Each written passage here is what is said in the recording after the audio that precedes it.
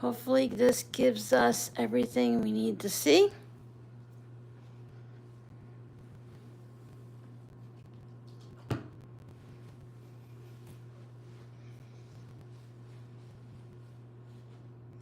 Welcome, welcome, welcome.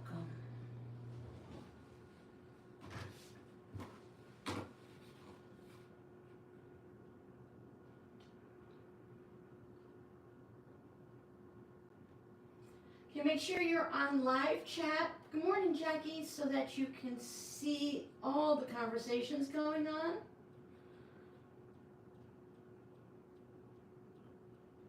think we are good. I'm in the middle of a project, and since it's not quite 11 o'clock yet, I'm just going to keep working on this before we start in the main project. That way, everyone... Oh, I don't even have the microphone on. I knew I'd do that.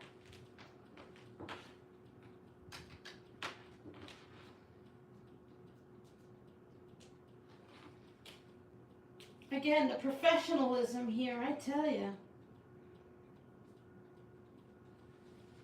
Excuse me.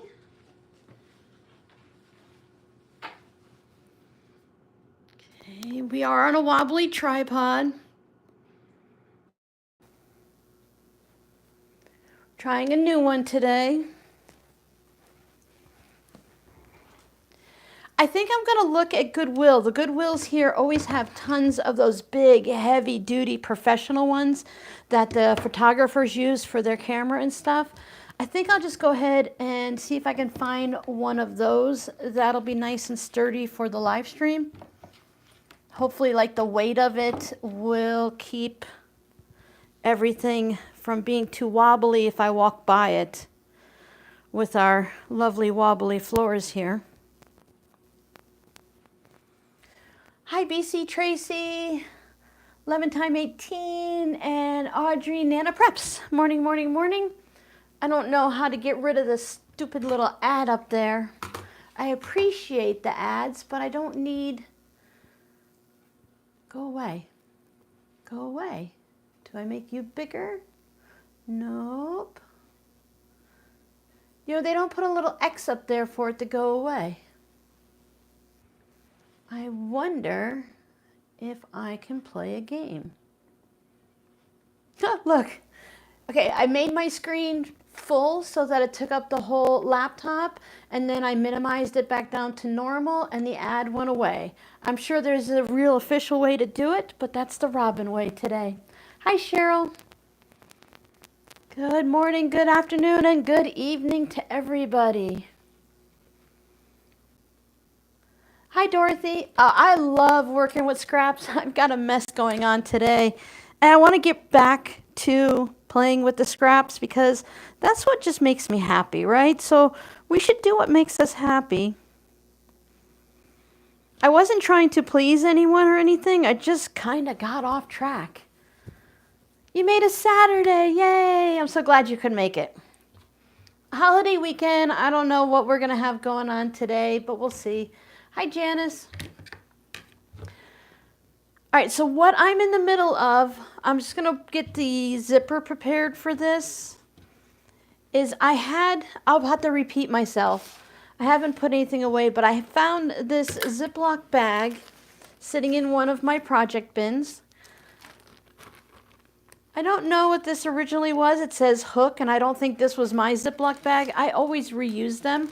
I keep them in a plastic. I keep all the plastic bags in a plastic bag, and then I put it in a plastic bin because I already own them. But I had all of these things in there, plus the pile we're going to work on today. But one of the things that was also in there was this quilt block. I thought that was really fun. Hi, Linda. Let's see. Let me tell you what's left on our map, and we'll see if we have... Let me pull my leash.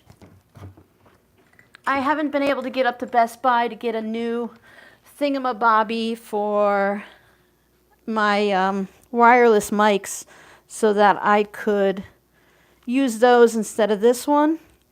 Because with the new iPhone, it doesn't allow you to go with all the old devices. But okay, anyway, I'm clipping you to my pocket.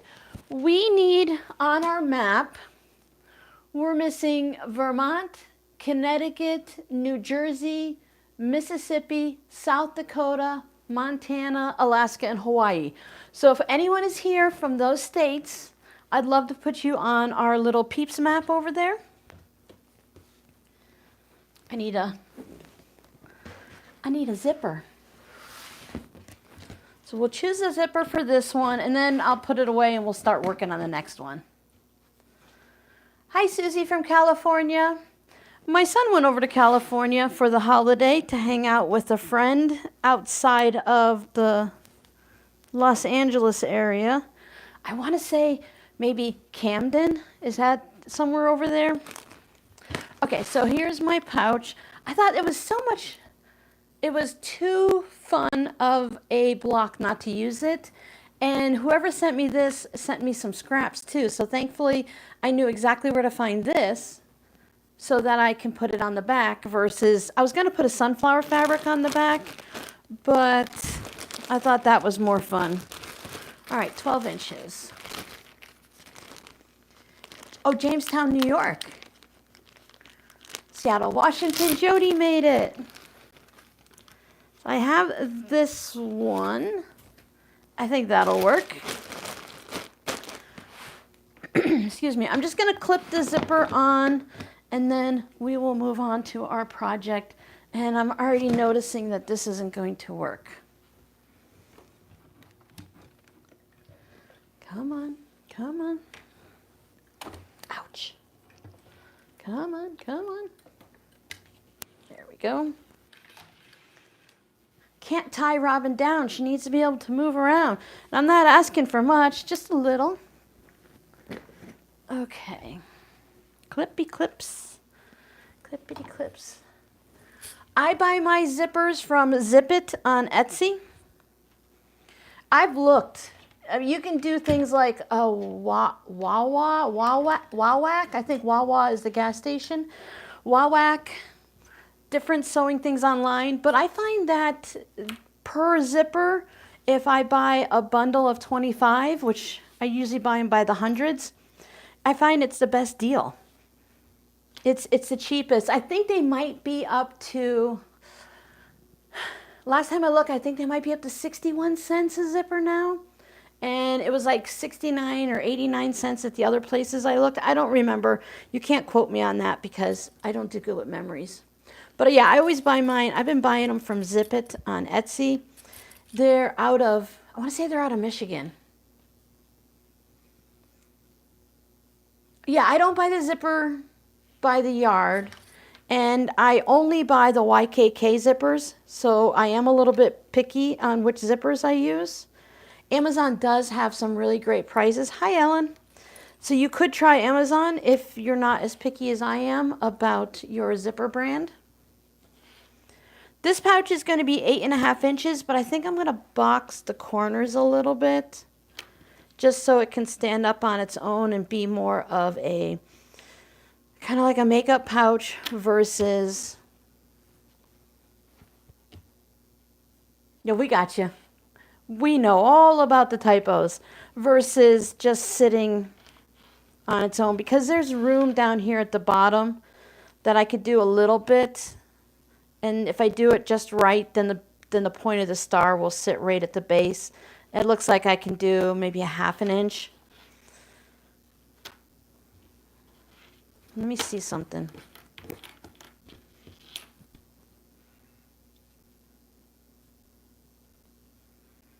Yeah, all the star points are about the same. Some of them are a little bit off and other ones are perfectly fine. Okay. Let's set this aside. This will be my afternoon project. Before I put away all this stuff, I thought I would just show you what's in this bag and what things I could be doing and maybe give you guys some ideas. You know, my go-to is always a zipper pouch or fabric postcards. You can make pot holders and hot pads, and of course you can make quilts, but quilts take me forever to make. There's this piece, let me just wander over here. Whoops, sorry I bumped you. There's just this weird piece of Christmas fabric, but if you open it up, it has some thin strips. Now that's definitely postcard material. And it also has these triangles that are sewn together. And there's 2 pieces. So between the 3 of those, that would definitely give me a postcard. Because my postcards, when I start from prior to quilting and trimming, I like them to be 5 by 7, and I trim them down to 4.5 by 6.5. So this is 6.5 tall and about 6 inches wide. So I should be able to get a fabric postcard out of that, and that can go in my Christmas collection. There was this whole section here of half square triangles turned into flying geese. There's just yellow on yellow fun, and then there's some sunflowers. So now this, oh, and here's some of that same fabric that I just played with. This can become a zipper pouch. It can become possibly like a pillow. Just trying to, oh, there's more and more and more. If I were to try to alternate them or something like that. Random. Definitely enough to make the start of maybe a placemat or a sewing machine mat. You could also, look at it all. That's a lot. 1, 2, 3, 4, 5, 6. There's 14 of those, up 15 of those, and 2, 4, 6, 8. So there's like 20 of these. So you could easily turn these into a zipper pouch, or they're just shy of 4 inches. So you could turn them into some type of like the wrist cuffs that I like to have. I mean, there's a lot of things you can do with it. You can just put it on the border of something else. So that's fun. And I thought if I needed to, I could use some of these for the project that I'm working on, but I think I'm going to be okay. And then there's this brown stuff. I don't work with brown very often, and I kind of like that pop of blue in there. This was sent by one of you guys, so if you sent this to me, you can pop in there and say hello if you'd like. And if no one here sent it, then I also in the past would buy from eBay or the quilting groups that I was in online, and you can just buy a mystery box of people's leftovers. You could get yardage, quilt blocks, and scraps like that. So this is pretty big. And all of these bits, they can, of course, anything on this table can be turned into a zipper pouch. It can be incorporated into something with a pillow front. I try not to undo anything. Hi, Giovanna. I try not to do anything about like seam ripping them unless I need to for the project. Audrey, I have a whole playlist here about fabric postcards. I make them constantly. Cheryl, in case I didn't say hi, and in case I miss anyone in the list, I'm sorry, I get chatting and I forget to look at the chat. So hello and welcome to everyone, and for my lurkers and those on the replay, happy Saturday. So this, I really enjoy that blue in there. Oh, by the way, the sunflower, it's over there, but that pouch had a piece of this blue, or this blue, a dark blue across the top and bottom. I did seam rip that off because I didn't think that would be important. It didn't like the way it looked on there, and it wasn't going to work for the pouch. But I can easily turn all of these into a fun fabric postcard or zipper pouch. So those go together. And then you just get random bits sometimes. So these could be sewn together. Let's see, like that. There we go. So you can put those two together, because this have deer with the antlers, so it has some bucks on it, and so does that. And then it goes with this, so I think they were making the quarter square triangles on here. So that could be a coaster, and you can turn that one into a second coaster. And then there's this. I like this green. So there's a bunch of these in here. and then a random gray one. I don't, you know, why is the random gray one there? I don't know. You could put these together and create like a pinwheel or something, or just play around with it a little bit, a square and a square, and take all of these and just put them together into a quilt. It's a card made with fabric and card. Oh, fabric postcard. Yes, yes. Excellent, Cheryl. Because my apologies. I either say hello to the same person 3 times and then I skip the next person. Hi, Susie. Fabric postcard. Hold on. Come on, leash. Come on. Oop, look, we're going to knock over things. Future Robin won't want to clean that up. I have some fabric postcards here that aren't completely finished.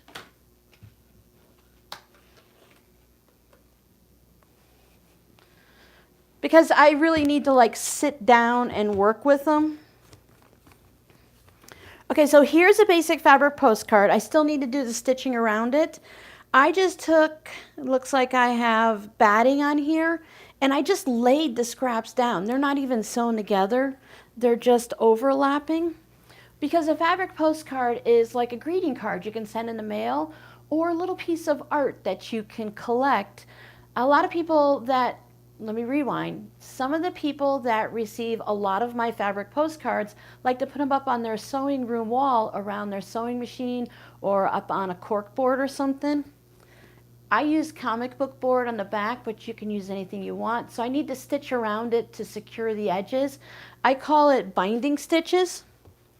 But it starts out by just taking a bunch of scraps and laying them down on something, and then when you quilt them, it's like a string block that looks like a total mess until you trim around the edges, and then once you quilt it, I think it looks so much better. So it kind of changes from the crazy ugliness to the fun craziness. These are the fabrics from the log cabin block that I'd worked on this year. So I have all of these that I need to put the binding stitches on. And then I have a bunch that just need to be quilted. These are great to trade with friends and send out even as I'm thinking of you or something. And it's a really great project for scraps. And if you're just like, my sewing mojo is gone, or I only have 15 minutes and I don't want to work on a big project, what can I do? Well, you can work on a fabric postcard. Because they're quick, well, not quick, but they're a fun way to use up bits and bobs of stuff. Oh, I need a drink. Don't forget to hydrate, especially if you talk too much. I send those fabric postcards all around the world for the cost of a first-class stamp. So here in the US, I mail it for a forever stamp, and when it goes overseas, I mail it for the cost of an international stamp. Prices keep going up, but the last time I bought any, I paid $1.20 to ship it. Now, if you put it in like a manila envelope or something, it does cost more. You have to follow the post office regulations. It has to be within a certain size range. It can't be more than 1/4 of an inch thick, and it has to weigh less than an ounce or 2 ounces to Canada. Audrey, you'll have so much fun over there. There's so many things to watch. And then once you get going, you can make it personal and however you enjoy it. All right, I'm stretching, I'm reaching. I have 2 ways that I mail mine. I have these clear sleeves, and in my playlist, I link to these things on Amazon, but I have a clear sleeve so that you can see the postcard through it. It's like a little game over here. Can she reach things? I put the postcard in here. I just sent some out to my patrons for the month of July, and I put little stickers down here because here's the front of it, like the front of a greeting card, but you know, you could see it though. So in a greeting card, it would be in an envelope. And on the back, I have an adhesive label, a shipping label that I put on so that you can put the stamp on it and the post office can scan it and do their thing. But if I don't want to do that and I'm worried about it, I just have a basic white envelope. This one is 5 1/4 by 7 1/4, And you could just put your postcard in here and mail it out. Because some people are worried, you know, they don't want it to be seen, or they worry about it or something. If you put something on there that can get caught, we used to send them just like this. But if you have something on there when it's going through the machine, you're going to get grease on it from the machine, and also it could get caught in the machinery, so they no longer let you do that. But if you just pop it into an envelope, if Robin can open the envelope, they have the little flaps on the side that make it difficult. You can just pop it into an envelope, and now you can ship it just like a greeting card. You just have to be careful that you stay within all their guidelines. Make sure it's not too thick. So you can't put like buttons and doodads on it. You can, but you can't mail it like a regular letter if you put doodads on it, or if it weighs too much. So let me put this back, and then I'll come back and check the chat.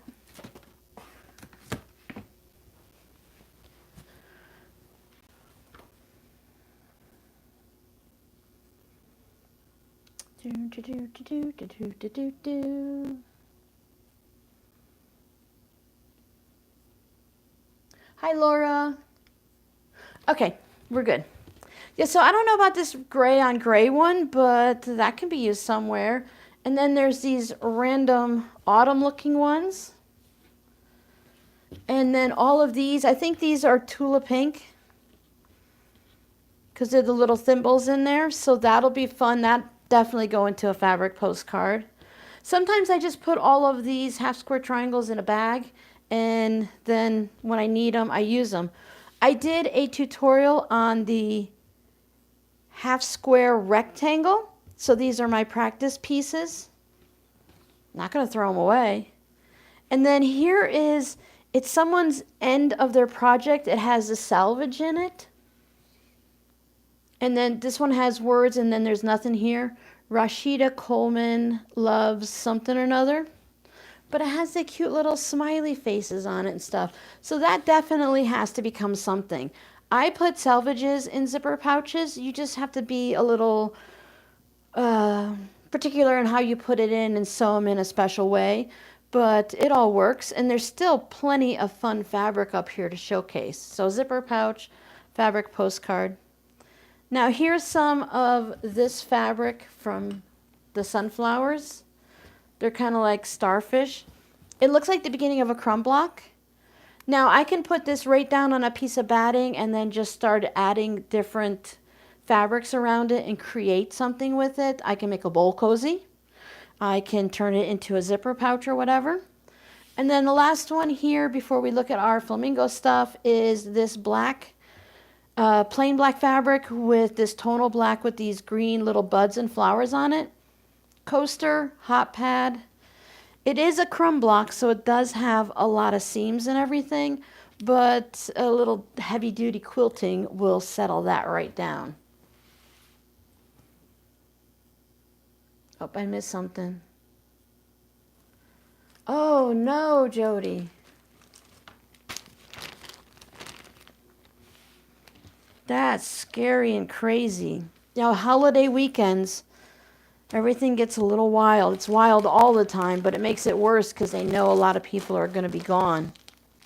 Now, this zipper pouch, this zipper bag is just about done because it's got a rip in the side seam, but I'll keep using it until I finish this. I'll keep pulling this out, and when I feel like I want to work on something, so I've already made one zipper pouch almost. Let me show that for anyone that just popped in. And then I can work on other things, zipper pouches or fabric postcards. But it had this block in there, a star sunflower block with the fun little plaid in there. And I had a piece of this that whoever sent me the block sent me some of these scraps too. So I just put them together. They'll have a yellow lining. And it'll be nice and bright, summer, sun, spring, whatever time, little zipper pouch. That's going to be fun. I really enjoy doing this kind of stuff. But what's fun is what's over here now. I had to keep Ziploc baggies away because my cats like to chew on plastic. So this is what we're going to work with today.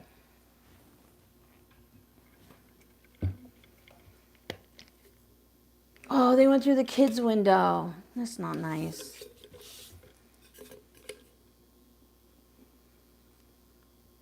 Jackie, are you getting all settled into your new place now? Starting to figure out where everything goes and getting things unpacked?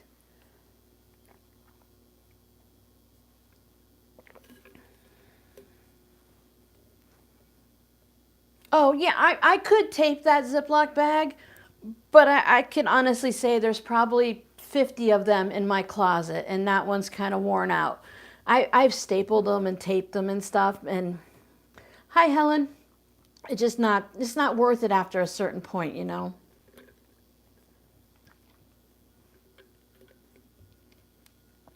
Oh, African fabric is so beautiful. I have a little bit here that I'm hoarding. All right, so my plan, I see a lot of people talking about it, and they're still doing pretty good for 2025, is to use what you have before you buy new stuff. And I try to do that anyway.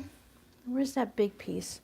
So someone was piecing hexagons with this fun flamingo and colorful fabric. So here is, I actually have a video on how to make a table topper with 60-degree triangles and the hexagons like this. So I have all of these random bits of this. So I thought, see all these pieces? I thought we could start by laying them out and piecing them together, and then figuring out how to sew it into something. Preferably, probably a zipper pouch, you know, that's about my normal, but it could be anything. And it doesn't even have to be like this. If you don't like working with that and that's not something you want to do, you can always just cut it down into, you know, turn it into a more of a square or rectangle. There's this fun green here. And then we have, I had these squares in there also, and it seemed to work with it, so I kept those. We have this. I could go through and sew all of these together and then cut them, but see how they're doing like a quilt, it looks like, because it goes across in a row like that.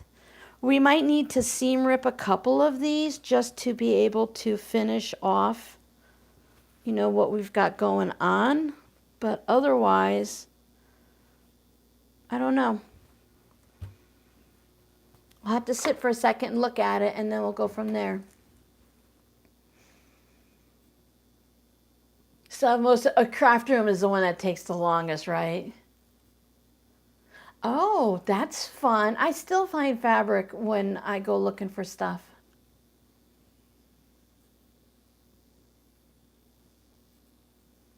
African fabric is very expensive. I've seen some really beautiful dresses made from it, though. Hi, Joan. You're very welcome. I even have this bit here. I like the idea of the strips like this, so they're narrow. And then this fabric, it doesn't go with it. It's more, I'm going to guess it looks like a tulip pink to me. But it goes with the flamingo vibe. And then there's just like the random leftover bits. When I received leftover bits like this last time, they were long and skinny. If anyone remembers the black and yellow version of a zipper pouch I made.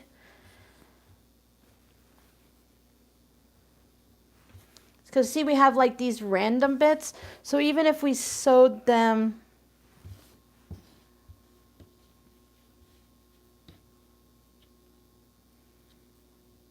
maybe into a stripe, that doesn't give us the same, well, it does, well, no, because they were like this. It looks like they did half.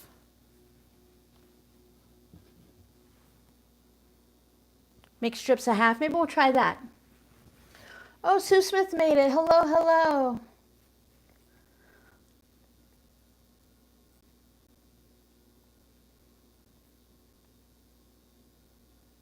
Oh, hi, Joe. Okay, so that's what I think I'm gonna do. I like this strip right here because it's a rectangle strip. So I think I will sew 3 together, at least to start with. And what I want to do is, as I'm doing this, I want to make sure I keep all of the other fabrics out of the way so they don't get stuck to anything. And look at this. This fabric is really pretty too. The flowers. I like the blues and the pinks. I'm, really bright gal, but I do like Easter colors, the pastels and stuff like that. So here's random bits and random bits. So let's see if we put, where's my example? If I keep my example up here, you're a very good neighbor, Jody. Oh no. It's like when you come home from the grocery store and you don't know what's going to be in the bag because they do all random bits. So if I look right here, it has a boom and a boom and a boom. So there's one. And then here is a boom and a boom and a boom. That would give me another strip. Now I don't have enough to do a third here, and I have this random one, so I could mix all of these up so that they're all different, or I could have them all be the same. You see how this will fit right there? You're going to lose some with seam allowance and trimming it up and stuff, but that would create that. I think we're going to end up with the possibility of more of a tote bag versus a zipper pouch. I have that one. And it looks like, yeah, oh no, there's missing just a little bit of pink on the side there. So that's probably the same for those. And I have this.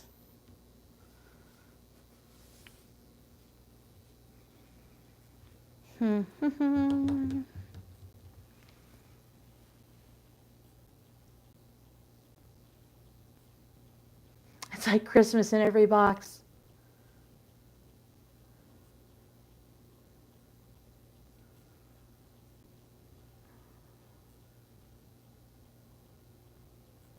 Just reading comments. Check. Yeah, I would imagine using cell phones in other countries and stuff is a little expensive. I don't like these together, but do I like this together?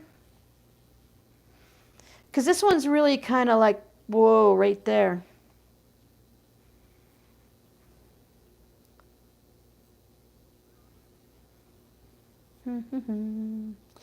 All right, so what the thing is I can stand here and stare at it for a very long time, or I can tell myself it's just scraps. Just get a move on. Let's go. What's the worst thing that's going to happen? I chunk it up for fabric postcards? Oh no. Oh no. I found that I must have used a lot of yellow thread in the past few years because I don't have any pale light yellow thread. I've had to quilt several things this past couple of weeks with a light yellow thread, and I didn't have any. So it looks like I'm going to have to do some thread shopping soon because I need to bulk up on a few things. But one of the things I did randomly buy last time I placed an order is this is from Connecting Threads, their essential line. I ordered a citron, and it's a yellow green, and it's really nice.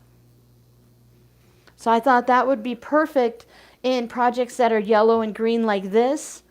And if I wanted to quilt it with yellow, I could do that. Are we losing Jody?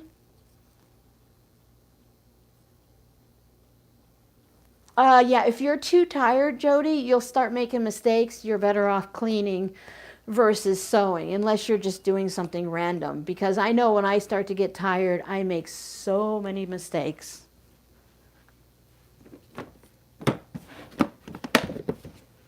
All right. Remove the yellow thread from my machine. Switch it back to the white. For whites and grays, I just get the big cone of essential threads. And then I write on the inside the thread number, or nope, I write on the inside the year. So I started this big old cone at March 2025. So I wanted to see how long it would last. I didn't write it on this one because white is white, but if I have different grays, all right, Giovanna, we'll be here. So if I have different grays, I'll put the number of the thread on there so that I can go back and get it again and I know which one I ran out of. Hi, Connie.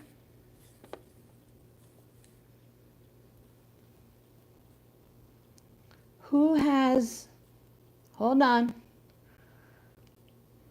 Who has a crazy quilt that's going to have amazing blocks on it?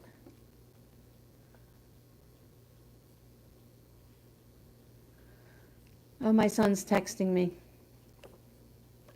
Connie says, Giovanna, her blocks are unreal. The quilt is going to be beautiful. I have to know, Connie, who are we talking about? So I don't have to scroll up and figure it out. I love to look at stunning, amazing quilts. I love quilts, but I don't always feel the motivation to make an entire quilt. That's why I love tote bags and quilted pillow covers, because I can have that fun of making the project without having to make an entire quilt.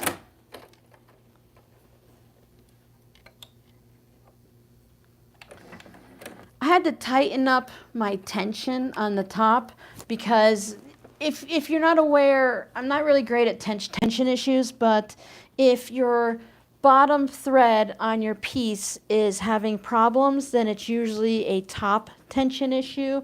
And if the top of the stitches look bad, then it's a bobbin thread issue. So I've been having problems with my bottom stitches, so I had to tighten up the top thread.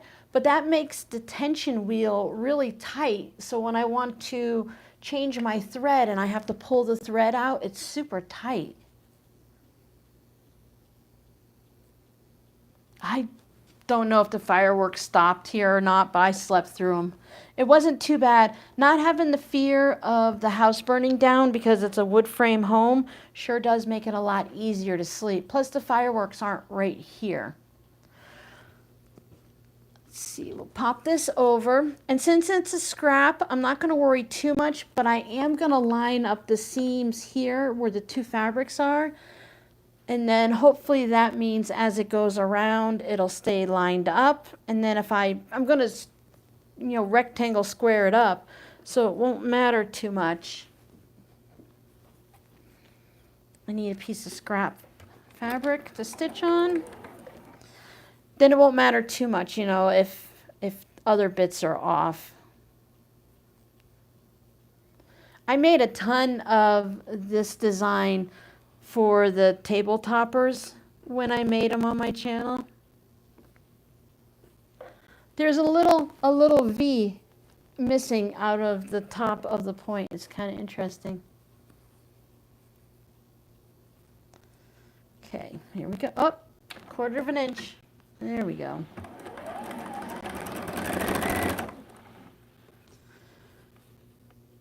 When I first started making kids' clothes, then I moved on to bags, and then I moved on to quilts. And I had a lot of fun just I saved all of my scraps. That's how I managed to make that crumb curtain in Florida, which I turned into fabric postcards when we moved. But I had a lot of fun just trying to find a way to use up all of the scraps, even though a lot of the fabric was $1 a yard at Walmart at the time. So I've run through most of my old scraps. So now I'm just going through the scraps you guys so generously shared and just my regular scraps. Yay, I'm on the TV. Make me nice and big so you can see what we're doing. I made a decision yesterday that if I get tired in the afternoon, I was going to take a quick little nap and see if that made the rest of my day better. Because I try to not take a nap because I don't like waking up and not figuring out what time passed. And sometimes I feel I have a headache or something from a nap. So I thought yesterday, I'm like, okay, if I get tired before 2 o'clock, I'll take a nap. I didn't get tired till 4, of course. I'm like, my body and my brain are crazy. You were Armageddon? That's how it used to be, because back in Florida, there's fireworks stands on every corner. I haven't seen that many here. We didn't see Christmas tree stands either.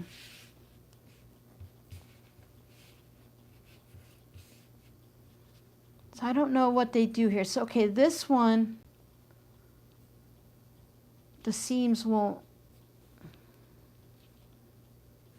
I'm going to line up the seams anyway, but yeah, they look a little bit off here. Naps are good. I used to be able to take a 15-minute power nap before, but after, excuse me, about my 40s, my power naps turned into 2-hour-long naps, and that's too much. I definitely had to set an alarm. Oh, Connie, these were sent to me, but when I made the table runners, the table toppers, I used my regular 6x24 inch ruler. And I did purchase recently a 60-degree triangle ruler to make them again, but I show on that video on how to turn the ruler and use the lines on the ruler. You make strips. So you sew a bunch of these together like this. Okay? And then you take your ruler and you flip-flop it and cut the triangles out. It's much easier if you have a diamond triangle ruler, or I think there's like lock block rulers or something like that that does it. So that does make it quicker and easier, but I do show in those videos.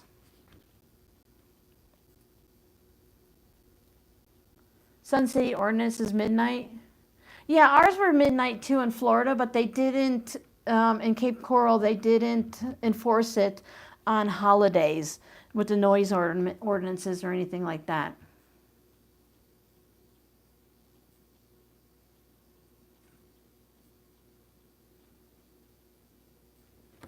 You're welcome.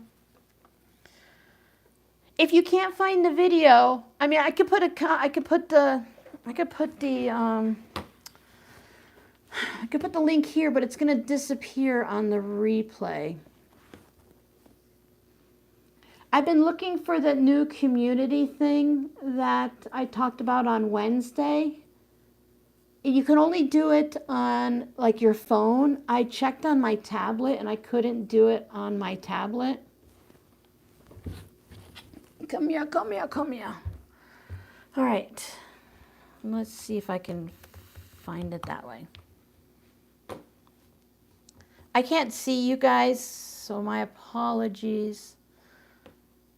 I did it for Halloween 7 years ago, and that's about, my first video is about 7, 8 years. Let's see. Oh, 8 years ago now. So here, we'll see if that will take you. My tablet is an Android. And I was using the YouTube app versus online. But if you can find it on your tablet, that's great. Otherwise, you can see it on your phone. I did charge my other phone, and I haven't sold it yet. So I wanted to charge it so I could see if I could find it. Oh, I'm not logged in.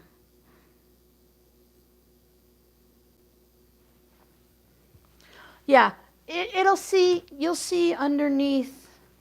If you go to someone's homepage, there'll be things, you'll have all the videos down here, and then just above it, it'll show that you can go to like a community, I think is what they called it. But if that link works, it should take you to that video. It's a Halloween one, as I said. I think I did a Christmas one also.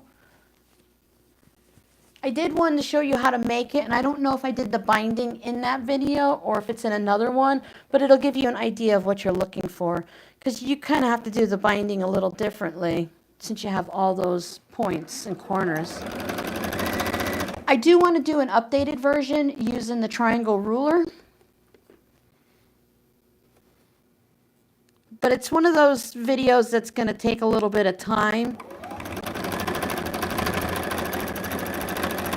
So I'm trying to get some quick videos done, and then, oh, don't know what I was doing. And then I can get some longer ones going. So while the quick videos are up and running, I can just go through and start working on some of the longer ones. Like I said, yesterday's video, it was a little bit longer than I thought, but I didn't want to have like a big in-depth video with a new technique or anything. Okay, so there's that one. And y'all know me, I get mixed up so easily, so whatever happens, happens. Oh, because I didn't, yeah, okay, so that one gets that one. And that one gets that one. Okay. Audrey, I hope you're doing better. Let me check, let me check.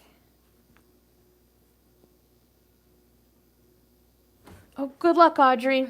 Follow what the therapist says. Nobody wants to do it, but it does help. I say it in that tone because I know physical therapy is never fun. Being in the hospital is not fun. I don't know what they do here. Thank goodness I don't know. I don't want to know personally, you know. I don't want to have that experience. But I should have pressed the seams before I did this. All right, at the tip here, I'm going to press it open just so I can sew this last piece on because they all come to the center. And then I'll press it.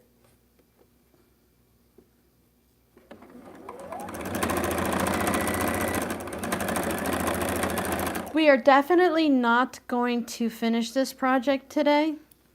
So if anyone wants to finish, just let me know and we'll pop over and we'll finish the zipper pouch. Or we'll start something else. I do have another keychain with the diamond painting. Or if you want, we can stop at a certain point and we can switch over after about an hour and a half of sewing. We can switch over to the beaded keychains. I thought you guys might want to try that too.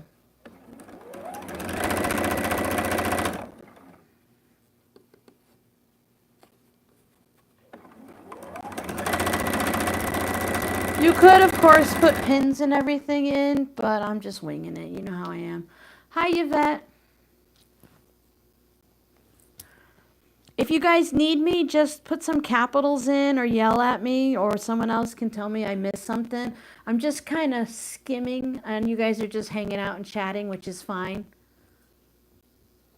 Oh, Giovanna, we usually do too, but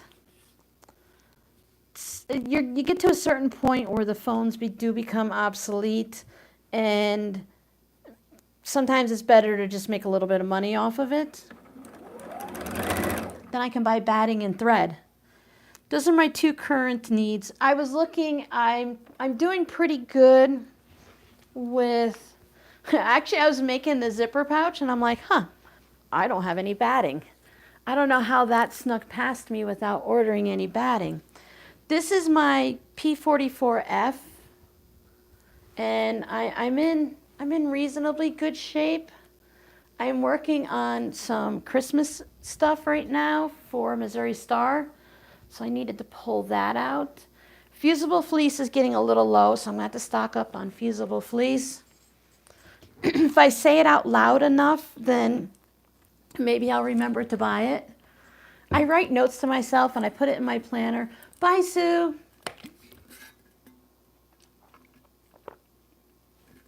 And I still end up forgetting to do whatever it was I was supposed to. I have sticky notes all over my wall.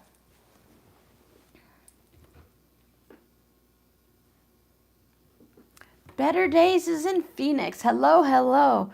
You're okay. Everyone comes and goes as they can. It's Saturday. It's a holiday weekend.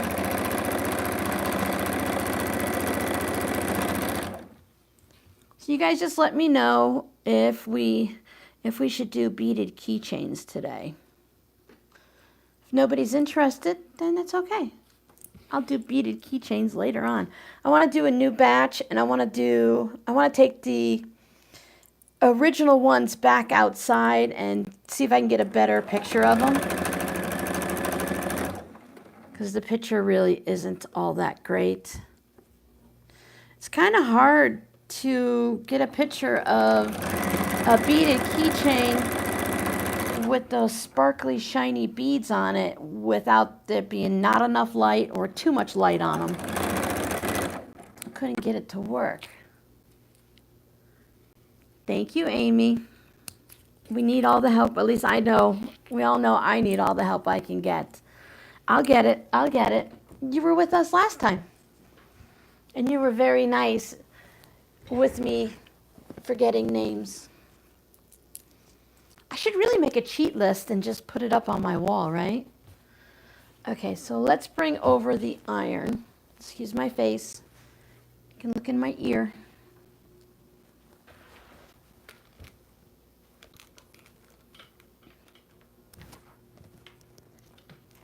Okay. It works out better if you iron these seams open just because of the way they all come to the point in the intersections. It does help with bulk. Yvette went on a cruise. I'm not sure if I could do that. What is dirty? Oh, my ear? Yeah, my ears are always dirty, right? I just always feel like I just put my head in front of the camera and show you guys the inside of my ears. I know from what we can see from the outside that they're good. All right, I think I should have pressed these. Whatever. It's not a quilt. This one's getting pressed over to the side. You know, they can go in different directions. They don't all have to be pressed open. Because I sewed over it. Oh no, I can press it open. There we go. Ow, hot. Hot, hot, hot. I still haven't, I've cleaned my ears, but I have not, nope, leave it over. I have cleaned my ears, but I have not cleaned my big iron to see.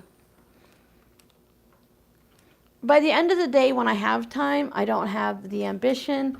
And at the beginning of the day, I'm like, I'm too busy. There's a lot of people here in Arizona, so much more than I realized when I was in Florida. Because we had a few Florida peeps and stuff, and I thought it was kind of cool, but we were really spread out. But the Phoenix, what everyone calls the Phoenix area here, is really kind of huge, and there's a lot of little towns and cities and whatnots, so everyone's pretty close. The kids and I laugh still because of the way the geographical outlines and stuff are of the towns and cities. You could just drive through 3 of them and not realize you've gone through, because you'll be going through just like the tip of them, because they're not rectangles or squares or whatever. They're based on the geographical things all around. You know, follow the dry riverbeds and stuff. So it's kind of neat that you just drive through all of these towns and you don't realize it.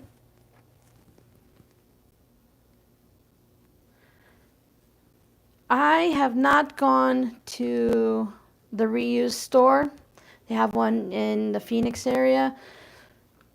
When I was doing the airport runs for my daughter, I wasn't motivated enough to leave early or whatever, or go after I dropped her off and stuff. At that point, I just wanted to go home.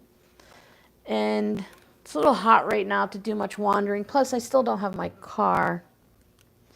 My daughter's like, you can have it this day, and this day. And it's like, but that doesn't work with my schedule. I'll just wait. I'll do more exploring when we get into the cooler months.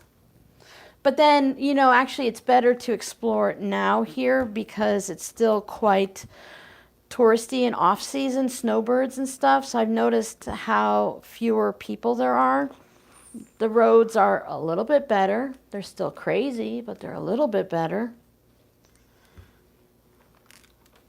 Sometimes I like to go wandering. I did try that Bob's Variety Store, and I did enjoy it to a certain point, but I'm still looking. I want to go to the other quilt shops. Hi, Denise. Louisiana. We have Louisiana is on the map. We're looking for a Mississippi.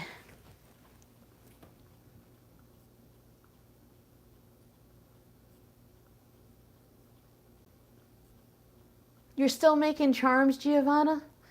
You've made so many.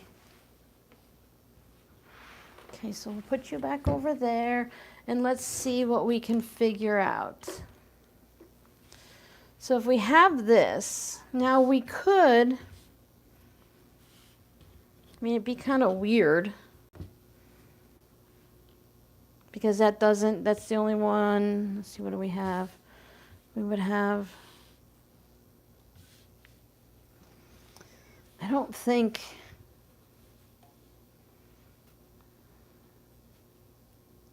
I don't know. I like the idea of just having the strip. So let me get my big ruler, see where we're at. Come on, leash. I have a bookcase over here that I keep my long ruler on so that it doesn't warp or get lost or whatever. So these are, oh, these are really, well, you're going to call these 3 1/4 because they're really kind of wavy wonky. No complaints. Mine are all wavy wonky too. Plus it gets stretched out over time. So I think we need to add something in here.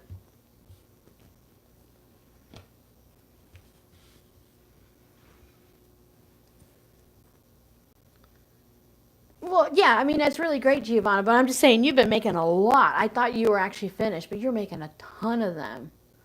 Whale watching. Oh, that is awesome. I whale watch on Instagram, and it's so exciting. 14 in a pod. Wow. I'm just excited when we were in Florida and we would see the dolphins. And of course, now that we're not there anymore, they've actually been spotting whales off the coast where we lived in the Cape Coral, Fort Myers area and up towards Tampa. I'm like, great, now we're gone and all the fun stuff starts to happen. Oh, the fish toss. That's funny, not with whale watching, but they had the mullet toss back in on Pine Island, that island you guys know I love so much. They would take a dead fish, and I think some of them would do it with just a dead fish, and others would do it with a smoked fish. But you would toss it and see who could toss the mullet the furthest. It's crazy. Okay, so I think what I need to do, I don't like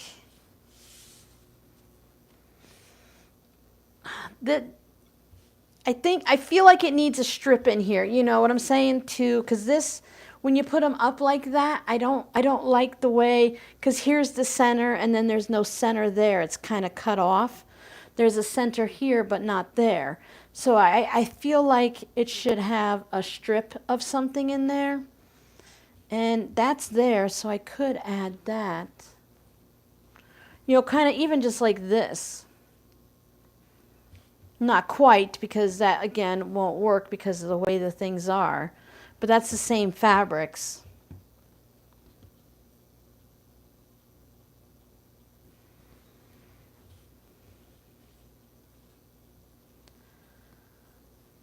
You know, even, I feel like I want like the pink flamingos or something in there.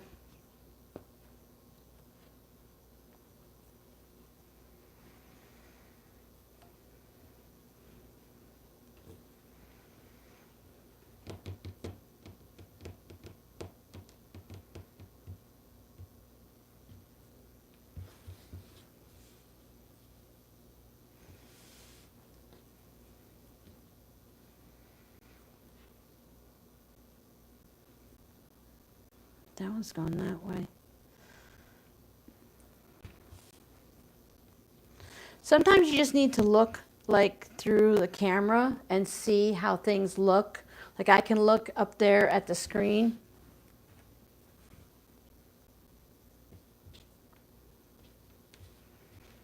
And then I have this section here.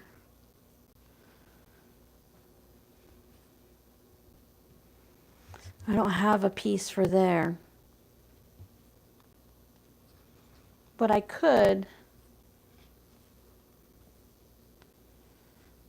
piece something together. Possibly, you know. When you're dealing with a limited thing like this and you only have certain scraps to play with, you have to let go of a few thoughts and ideas, and you have to kind of pick and choose what you're going to do, and you have to say, hey, sometimes things just aren't going, oh, that's fun. I like that.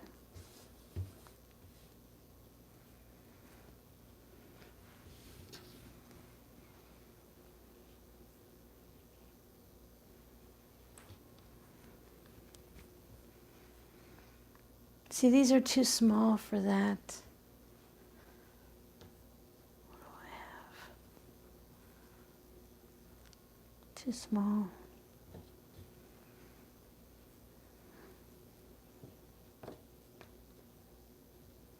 Come here.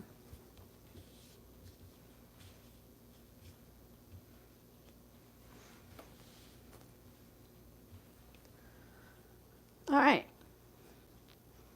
Kind of like that, but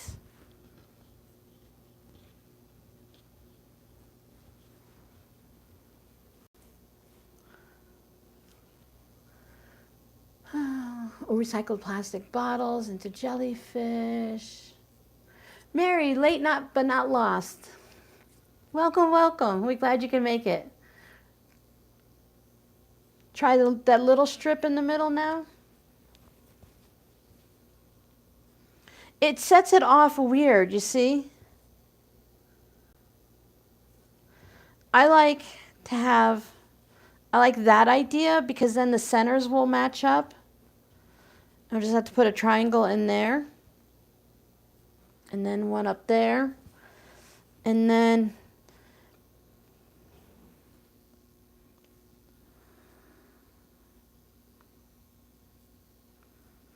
it's just because of the hexy thing, it just makes it a little weird.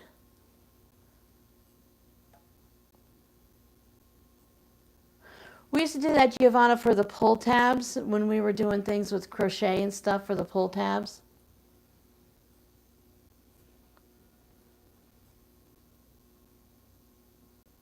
The sanitary market across the street. Okay.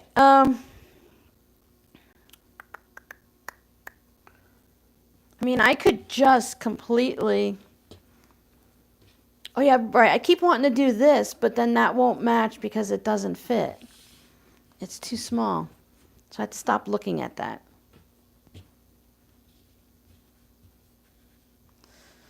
I think this is our best option.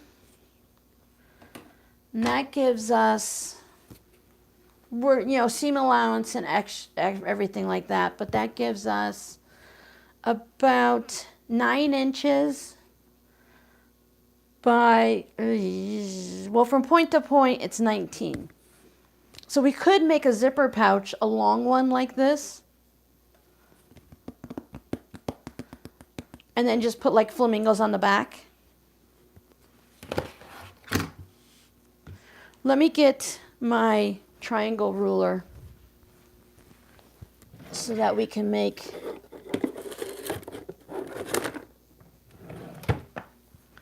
I haven't even unwrapped it yet.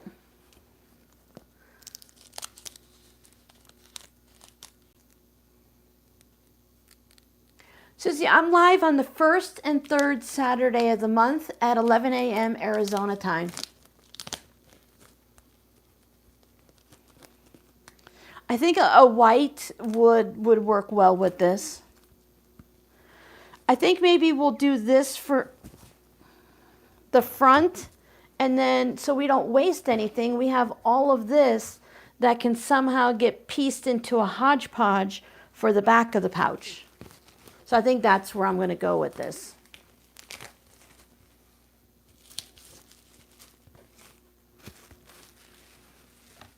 It's a big ruler, but I really don't want to sit here and try to figure it out.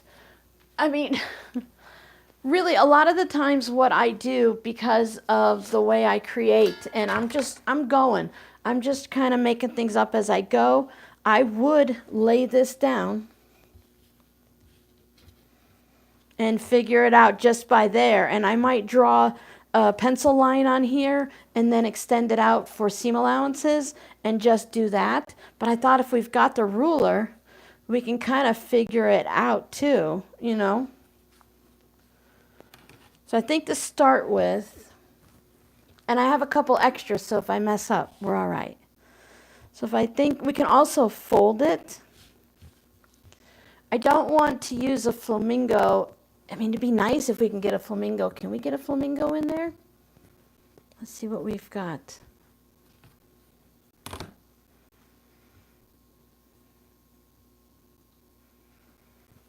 I don't think we're going to get a flamingo in there. But see, like these don't have flamingos.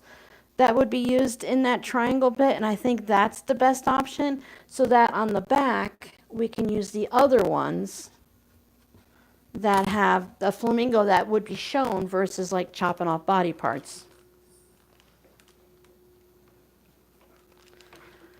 So let's see, it should be the same size for both of them, because these are about, they should be the same size. So this, thanks Yvette, this is what we're going to do. We're going to just kind of make it up as we go. Yeah, it takes a little bit of patience for some things. This one's not too bad because with this, there's a link somewhere up in the chat. I'll try to remember to put it, if you're watching the replay or you want the link again, and if I don't put it after the live stream is over, just give me a little nudge in the comments and I'll add that link back on. But you're just taking strips of fabric and sewing them together, however many you want and how wide you want based on what you're doing. And then you take your triangle ruler, or in the video, I show you, that's a 45, that's a 45. This ruler, I don't see the 60, oh, there it is. There's a 60-degree mark right here that you line up so that you can cut your triangles that way. It's like the old-fashioned way before they had triangle rulers. A lot of patterns will have a piece of paper of a triangle in there that you have to just kind of do, but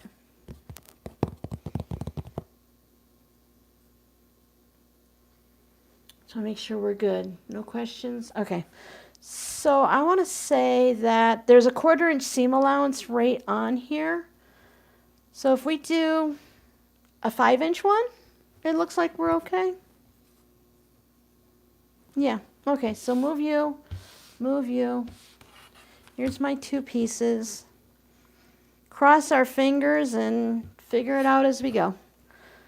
Oh, oh, oh, maybe not? Really? 1/4 inch crossover. It fits.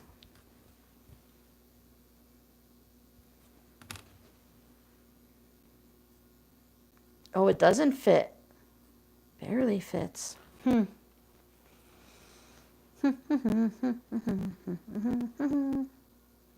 Hey, whatever, right?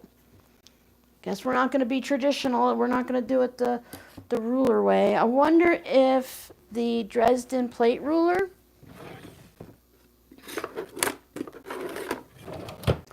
might be the better option because it has to do with the degrees, right? So that's a 60 degrees, so it should be fine.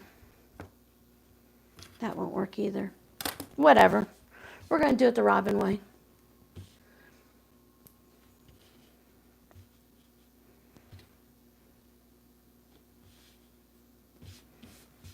So cross over 1/4 inch.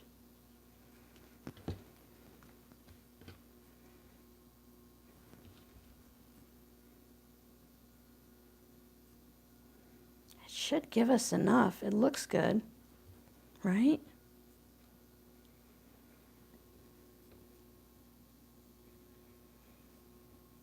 Oh, I have it the wrong way. There we go.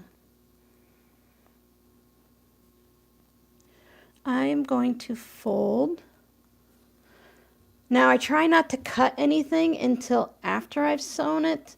That way I know I'm good, right? Friction pen.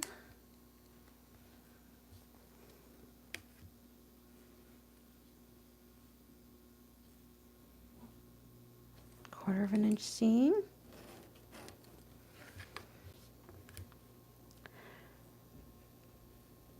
My father and grandfather did this a lot with certain things they were building with like wood and stuff.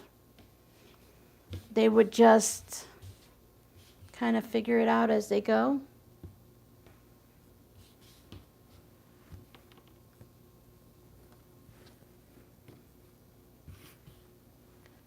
Was this our original?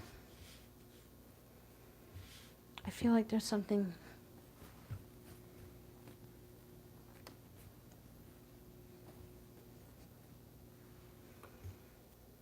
We didn't match on the original? Did I do this?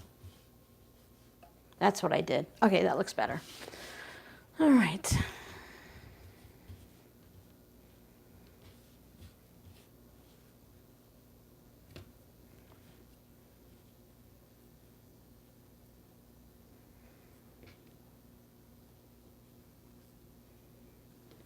Here we go.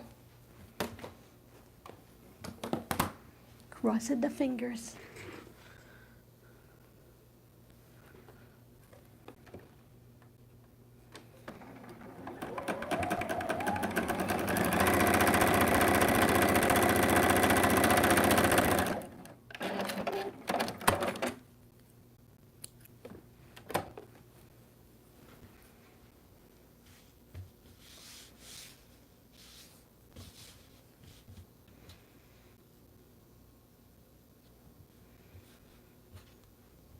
So I can see the line on the back, and I'm just lining up the edge with that line. We'll see. Again, if it works, it works. If it doesn't, well, whatever.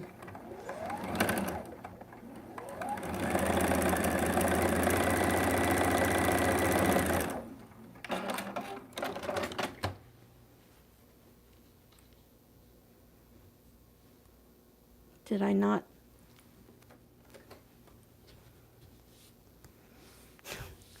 Hey, look at that. I managed to not sew.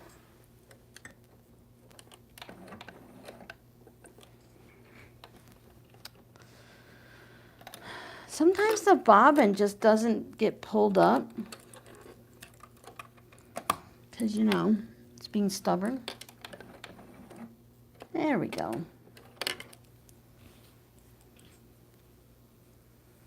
Okay, let's try again.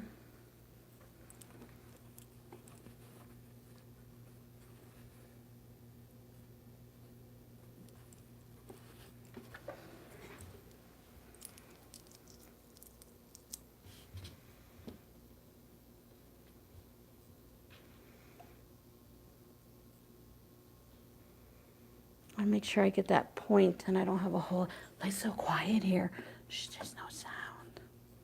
You guys are chatting, I can't hear you, so if my mouth isn't running and the sewing machine's not running.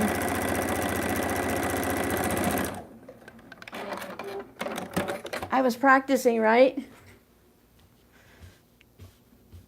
See, look at that. Voila. It's a lot of bias, definitely. That's very helpful.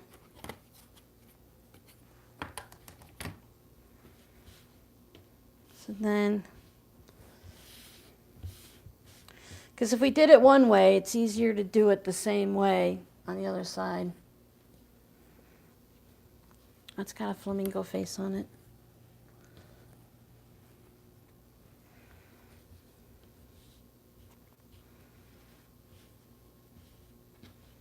Okay, overlap the tips by 1/4 of an inch because that's what's going to happen up at the top.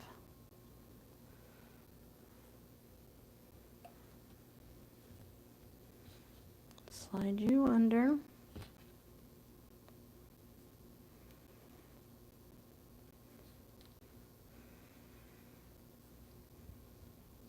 Hair marker.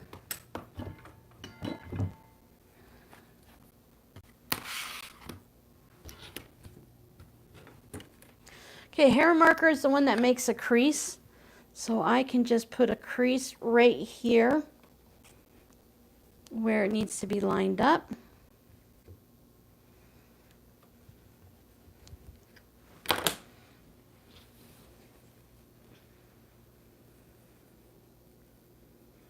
Sure, there's going to be some at the top.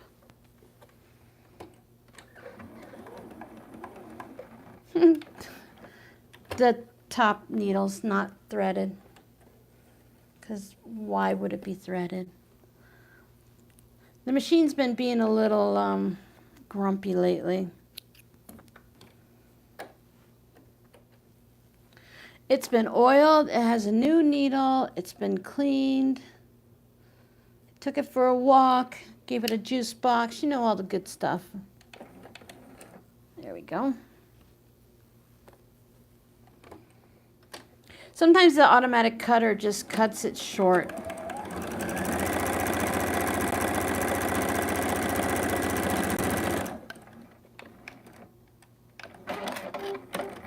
It does not want me to sew, does it?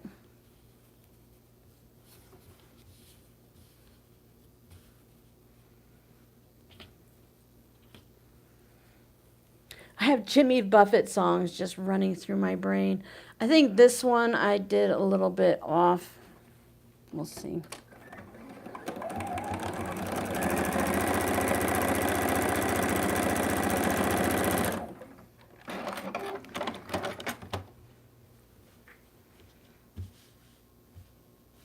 It doesn't go all the way to the tip like that one does, but so what, right? So what?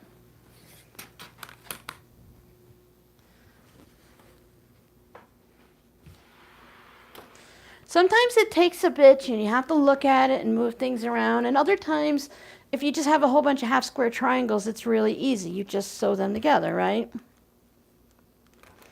I'll trim this after everybody gets a nice little press. Everybody go kung fu fighting.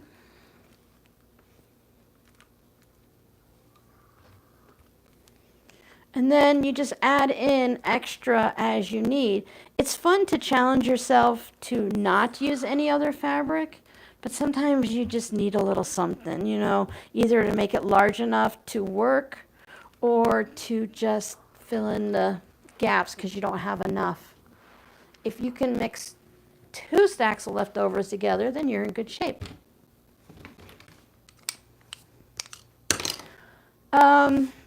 The sailor son of a gun, son of a sailor son.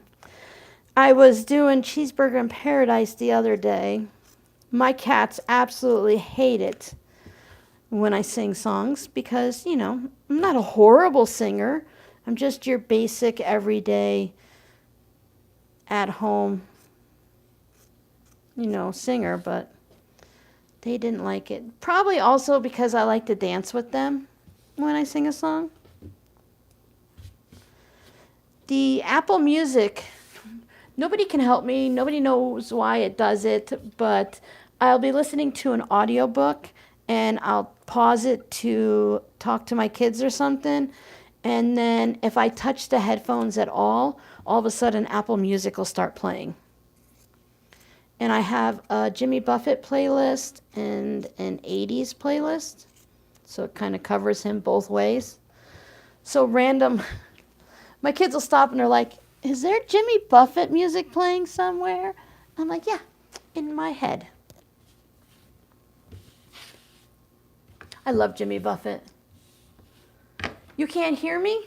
Can anyone else hear me? Hello? Hello? Son of a sailor, yeah. Son of a gun, son of a son, son of a son. I like to say son of a gun, apparently. Son of a sailor son. My throat is so dry right now. Can everybody hear me? Yep, they all can hear me. Sorry, Susan. You can't hear me, but you can read everyone else saying they can hear. Appreciate it. Okay, so I'll just trim off this little triangle here. That can be used on the back. A little triangle here. Oh yeah, this one, yeah, well, we will figure that out as we go. Sometimes if you have a little, there's just a little bit of a triangle missing here. If it's within your seam allowance, it doesn't really matter because it'll be in the seam allowance. Sound came back. Susan, it's probably YouTube. YouTube is weird.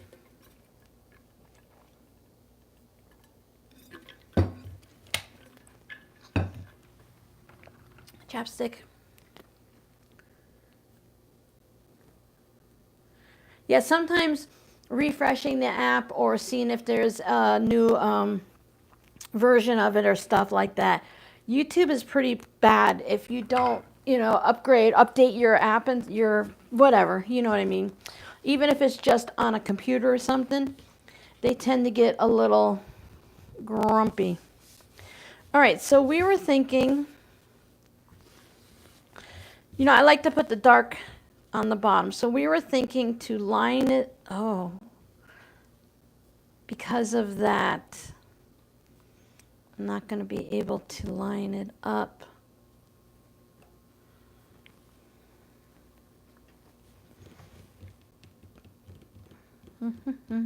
It's important to me to have this lined up, so this seam right here is off. All right, so what we're going to do is we're going to peek in here and make sure the tips of right here, like you're doing a flying geese, you want to have that 1/4 of an inch marked. I'm going to mark that, and then I'll come over here and make sure that one's good. Line up that seam. Now you guys are going to see me do all of these illegal things, and then you're going to look at it in the end and go, huh. Either you'll be able to see every little thing I did and go, oh, I'll never do that, or you'll be like, huh, Robin cheated and I can't even tell. So there's that. Now here, I have this extra fabric here, and I think the easiest thing to do would be to take a new seam.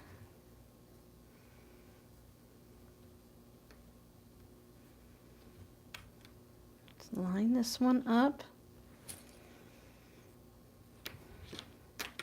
See, I have this extra because, I just winged it. Line up that seam. The person who did them first had all of those lined up, and then I faked my triangle. So that lines up there. So if I line that up there, I know this isn't how it was going to be sewn, but I'm just going to do this. I make a lot of mistakes. I made a lot of mistakes as a newbie. I still kind of have issues. So I've learned how to kind of wing things to make it work.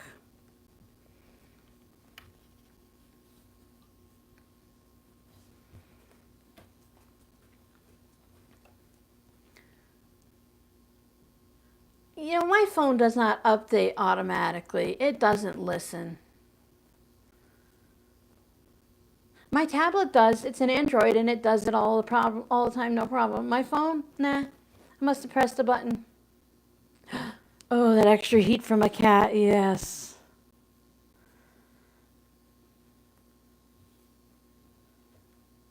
So I think that if I put a seam here, that I'll probably regret it, but maybe it'll work.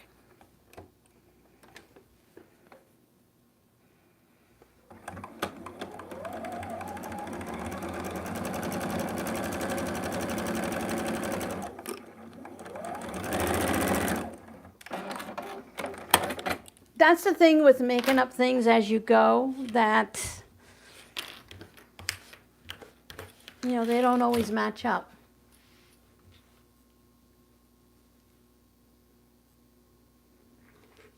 The phone was programmed to do it at one point, Giovanna, unless it decided to change its mind.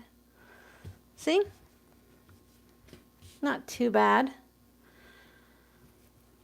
Might have a little bit extra fabric there, we shall see. I'll trim off the old seam. I had a feeling when I was doing it that things weren't quite right, but I needed to see, you know, the finished thing before I could make that decision.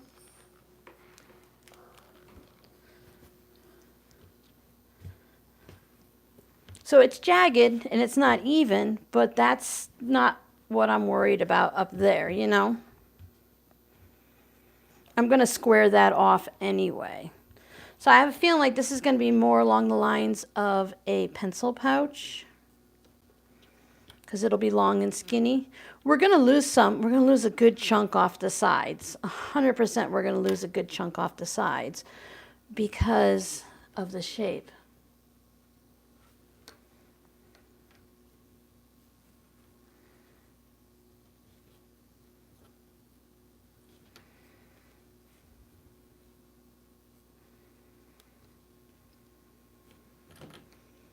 And if things are going to be off a little and you can't fix it, sometimes you can just ignore it if it's just a little.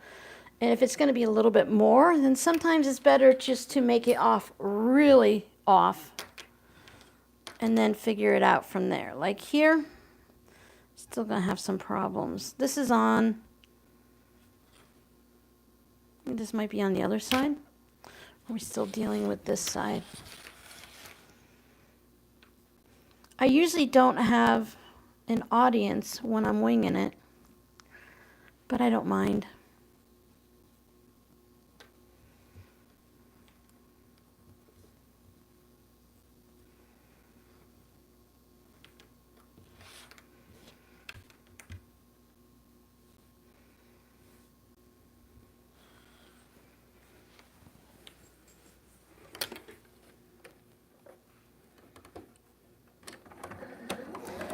Also with the bias, and I probably stretched it, and it was stretched before it got here, it's probably been in my stash for many years.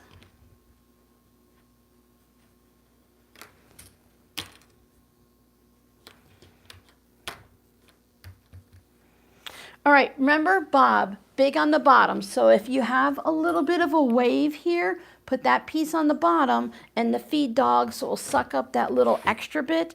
Now, it's not going to suck up an inch, but it can take 1/4 of an inch. And sometimes when I'm really trying to ease blocks in, I will put a whole bunch of clips and I will give it a little bit of a, you mess with the bias a little and stretch it a little bit there and sew from there to there. Then I'll pin the next section like I have all the clips on the intersections, and I'll sew, and I'll only pay attention to this one section to make sure all the fabrics stay lined up. And it can ease in more than you realize and less than you hope. Plus with this, there's going to be quilting involved, so quilting is going to help. So I'm just making sure that the bottom stays nice and taut to get rid of any of those extra little waves.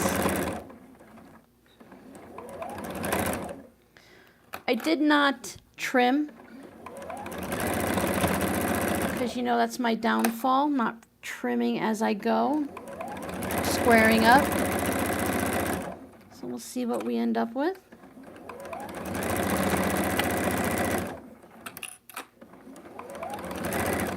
Again, worst case scenario, I will just chop it up into chunks and put it on fabric postcards, and it will be amazing. But if we can get a zipper pouch out of it, that would be nice.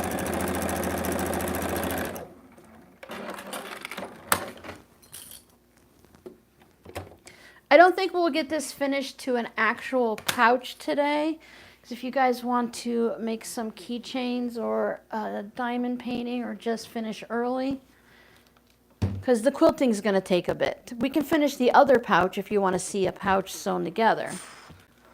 Because I have to put the zipper in and then sew it. So I think this, which way you want to go? You want to go this way? You can just see the bias.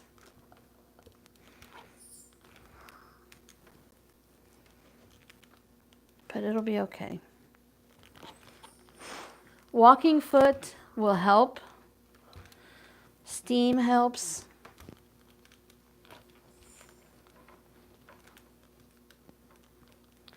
And sometimes you can just, long armors are always like, I can quilt that out. Well, I can quilt it out too. Okay. Over there, over there. So now this needs to be trimmed so that we're looking at, see, it's got a little bit, and it needs a little bit, and it probably needs to be pressed open. I don't know if that's going to help. It's a lot of bulk there. I'll quilt it out. Where's my ruler? I'm going to start.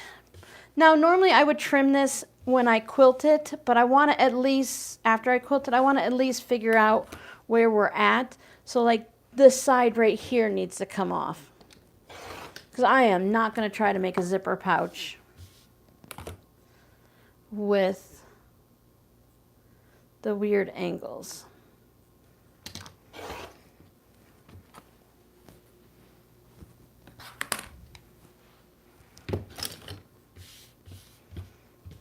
Oh, probably should trim the edge too, just to get it to look nice so we can see what it looks like. We'll just trim this even.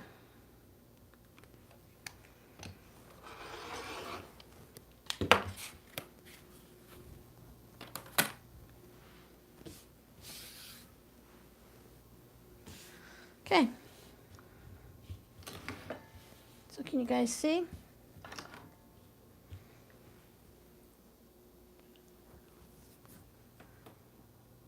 Yeah, I'm not going to add triangles. I'd rather, it was getting, if it was smaller, I would have, but it was getting too big to add triangles to the ends.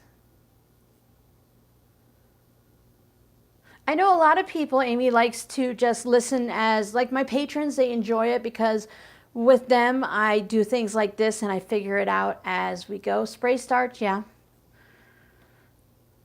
When I go to put it on the batting, I'll either use fusible, if it's really kind of wonky, I like to use fusible fleece because it glues it down and holds it in place and then I quilt it. Otherwise, I use my spray basting to hold it in place and then I quilt it. So that's pretty good. That measures, we'll just say 8.5 inches by 14.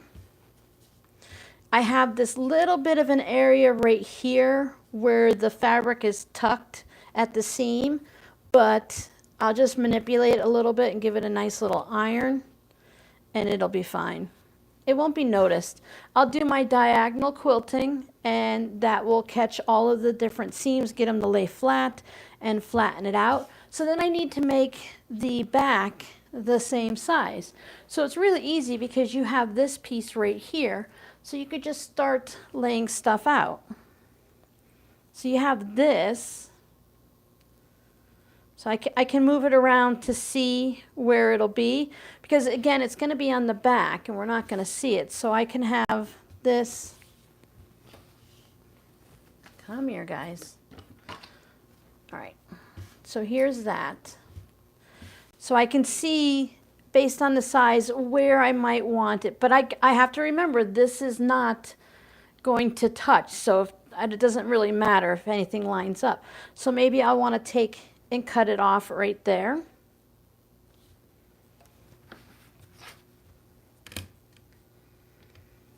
Both sides are going to be a little bit smaller after it's quilted because then I'll trim it up really well. So there's piece one. Now these two pieces have an angle, so let's just sew these two together. Aren't they fun, Jackie? I love tropical colors. 1/4 inch seam. Now for something like this, your seam allowance seam allowances are important, but it doesn't matter if it's 1/4 of an inch or 3/8 of an inch. You're just kind of creating a puzzle and putting all the different pieces together. You can have a piece of paper, or you can cut out your batting or whatever so you could see. I like to just put them right up like that. And then as I'm going with this, I have to remember, since I'm going to add more pieces to it, that I need to trim it down and make sure it's of a reasonable, oh, what is that? Just where the corner was folded and where the seams went together. Come on. Be stubborn. You're gone. Okay. So then I can have, maybe if I wanted that piece to line up right there, I could put that there, or I can move it over. And then I have this piece now. This piece can definitely be used. I don't want that yellow over there. So I can move that if I want that line and that line right there. Oh, you cut it too soon, Robin, because you're not going to have something there. Gosh darn it, Robin. Robin never listens, you know that? Go back. Whatever. We can have that there. And now we're forced to add a new piece on. So what would we like to add on? It'd be nice to use this. This isn't going to cut it.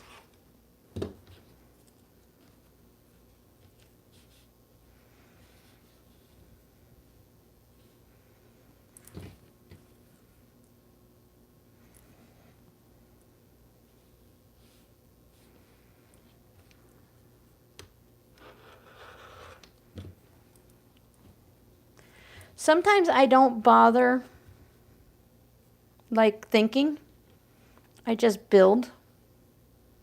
Oh, look, we've got a little thing going there. I like that. Close your rotary cutter.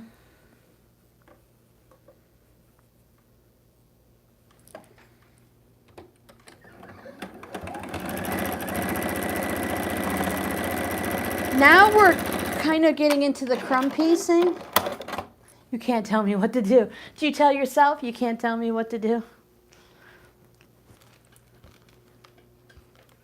Like, Robin, Robin, come on, Robin, why do you do this stuff? Why do we have to deal with this all the time?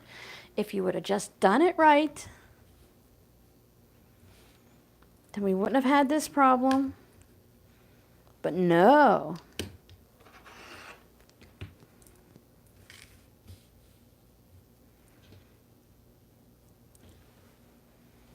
I'm not closing the rotary cutter. Don't yell at me.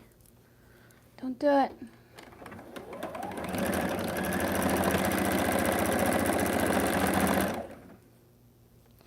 I definitely was that child that used to take the puzzle piece that almost fit and bashed it in place.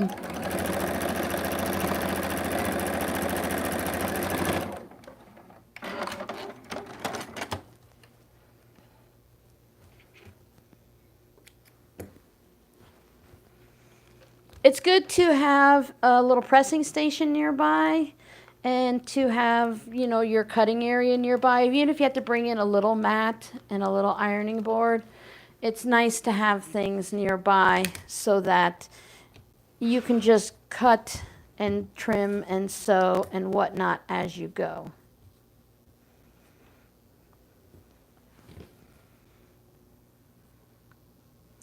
Okay, this right here is basically our stopping point. Where? Oh, there's my skinny row. I'm like, where's my skinny row? So I need a triangle to go in there.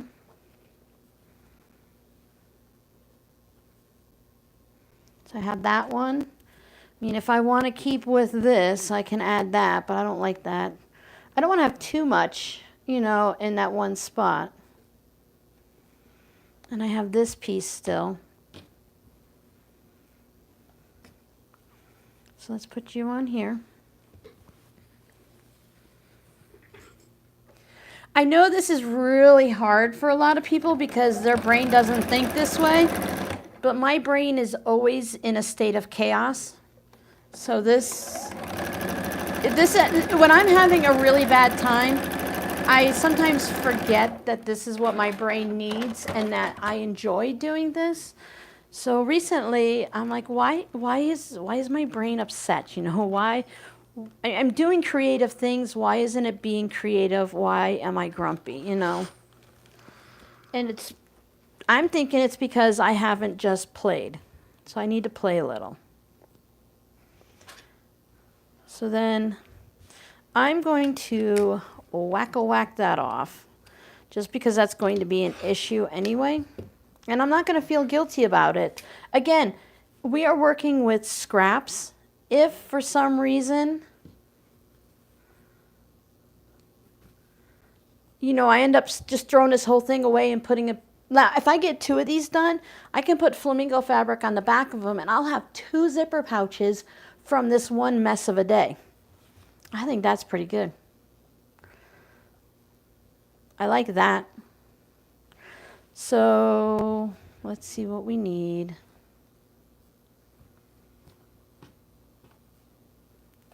Sometimes you just need a little something to get you, because, you know, the weird angles, it's a problem.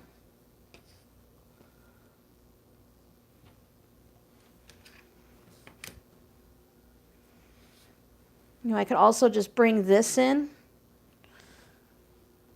I did like that though. That's okay. I can put this piece on, and that would give me more of the rectangle, so that my goal here is to have straight edges, no angles. I need to have straight edges, no 45s and all of that, just so that I'm able to connect it into pieces.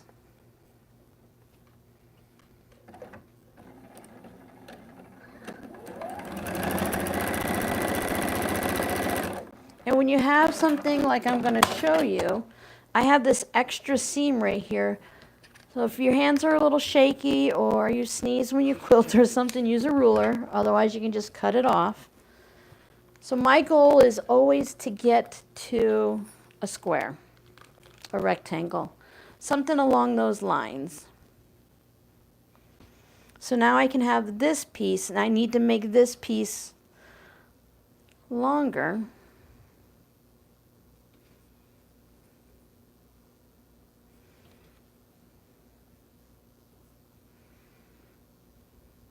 I like that flamingo.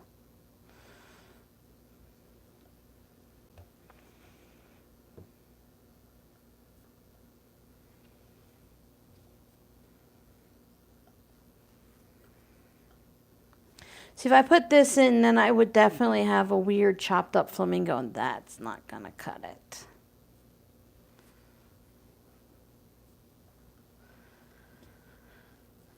Are we good? We're good. Okay, just checking. So I'm going to take these squares, move them out of the way. These were just my emergency squares, and I used them. They were good for the emergency. There we go. There we don't go.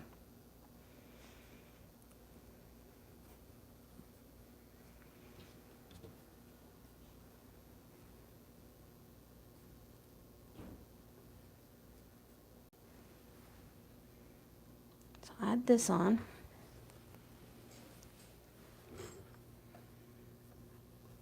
It's a hodgepodge. This is definitely not going to be for everyone. It may never even sell in the shop. I may have just spent this time and made something fun and funky that I hate when the bobbin thread and something gets, it was so annoying. I don't know what causes that.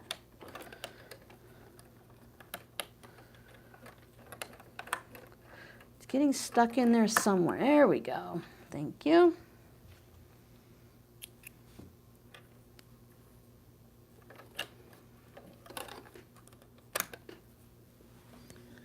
Okay.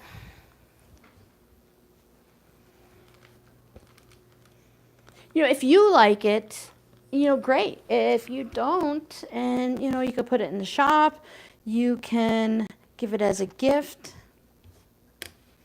you know, whatever's gonna work.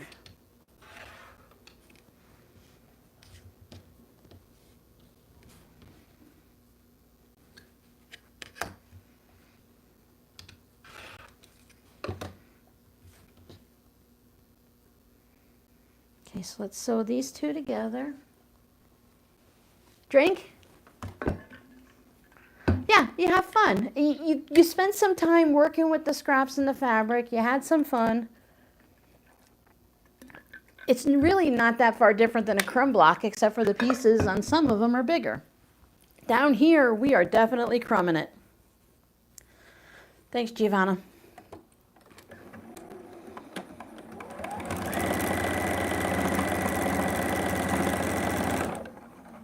Hey, look. No bobbin.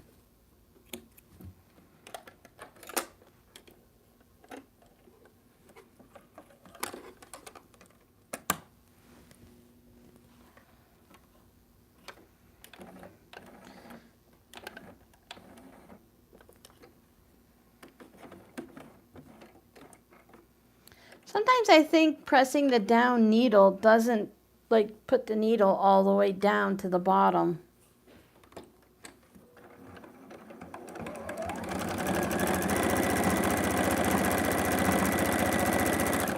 It's just Justin and I home this weekend. Mandy's at work. As I said, Robbie went to California. He was a man in the grill for a 45 people family friends party.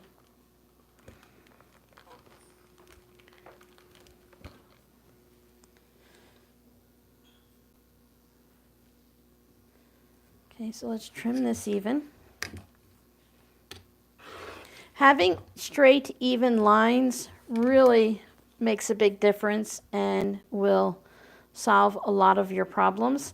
Now, I could put a piece in here, but I like the way this yellow trapezoid or whatever is doing. I do have some little tiny crumbs that may or may not be noticed, but whatever. Whatever.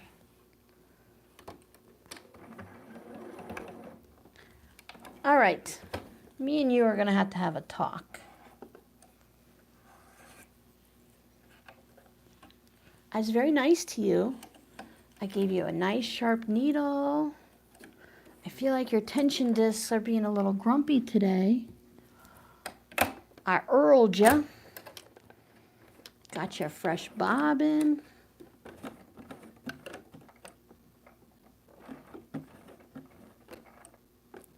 Why don't you like me? You know you're in trouble when even your sewing machine is not talking to you today. It says, it's too hot out. I want to take a nap. There we go. Let's see where we're sewing. That's why I usually have a piece of scrap fabric, but I ran out.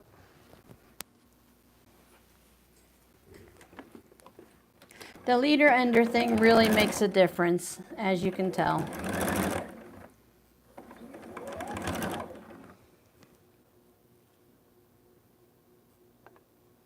Yeah, I don't know what they have for humidity over there and stuff. I'm guessing with the water there should be some humidity. They were up at a mountaintop. He showed me a little video. They were like at the top of the mountain looking down on everything. So he said he had a lot of fun. Like he's right there at the top where the fireworks are. The heat is making everything crazy, definitely. I'm just going to trim right across. It needs to be trimmed anyway. So I have this piece that I definitely can use on something else. This one has salvage. You can see the little holes, but there's no actual like salvage. You just see the holes. Not a problem. Not a problem. I have little bits sticking out.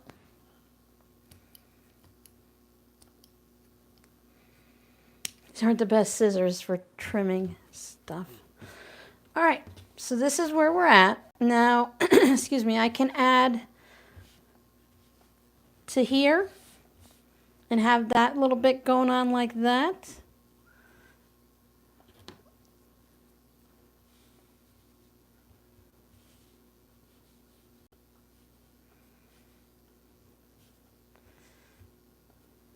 This has 3 pieces of the green right here, and then that's the 3 yellow, so I just kind of line that up. But I do like with the pink like that, so...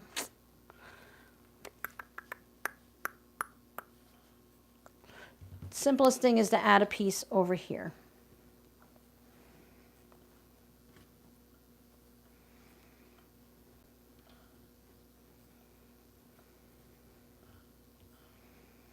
It's a big chunk of that. I could bring my flamingo guy in. And the simplest thing would be is just to put that piece on right there, because none of these are tall enough or wide enough.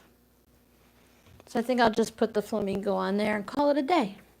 Then I can sew this together. And I'm kind of thinking, I don't know, keep it all one crazy pouch. What do you think? One crazy pouch or 2 pouches?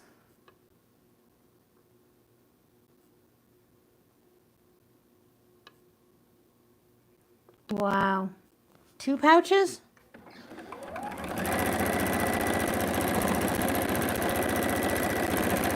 Most of the time when I look at the feel like temperature here, I usually look on like windy days, so I don't know what it is every day. But the wind, even though it feels like an oven with the wind blowing hot air at you, a lot of times the feel like temperature has been a little bit lower or exactly the same.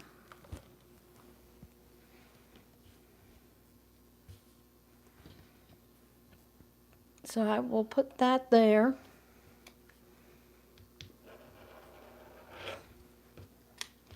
And do that. Okay, yeah, I can make 2 pouches.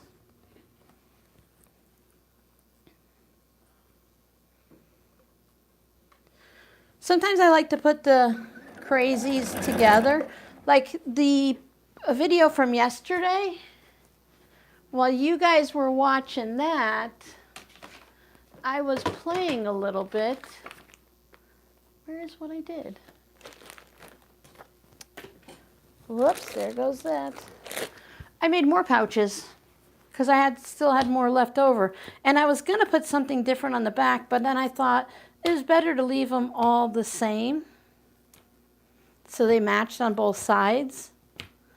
So I made 3 zipper pouches, and these 2 are about the same size, and then I had enough left for a large coin or wallet pouch.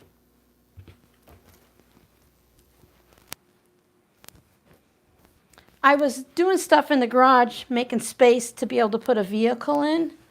Excuse me. And I was cleaning some stuff up, and I found some scraps in plastic bins, like those 12.5-inch plastic bins you can get at like Michael's and Joann's at the time to put scrapbooking stuff in. I have scraps in them. I'm like, those look like fun. I want to play with those now. Oh, the humidity. I look like Bozo the Clown. It makes my hair stand out at the side. Thank you. I think, as I said, they're going to look really different once they're quilted. And sometimes I'll just spritz them really well with water or, like you said, starch or something, just to get them to all sit nice and flat, and then quilt them up and things change.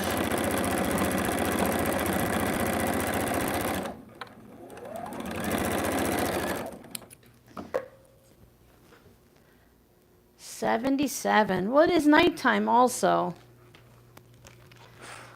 It's 82 at 6 a.m. here. At least it was the last couple times I looked.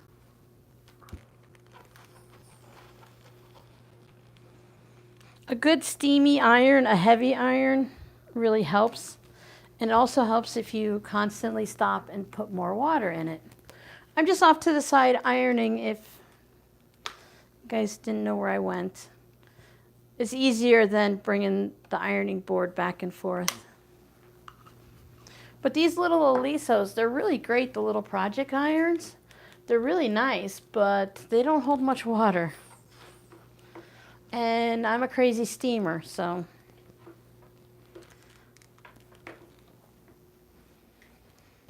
All right. So they're about the same size. So those two will need to be quilted, and I'll need to, my chair pillow, my little quilt's coming off my chair. I slide my butt off when I get off a chair because my legs are shorter than the height of the chair.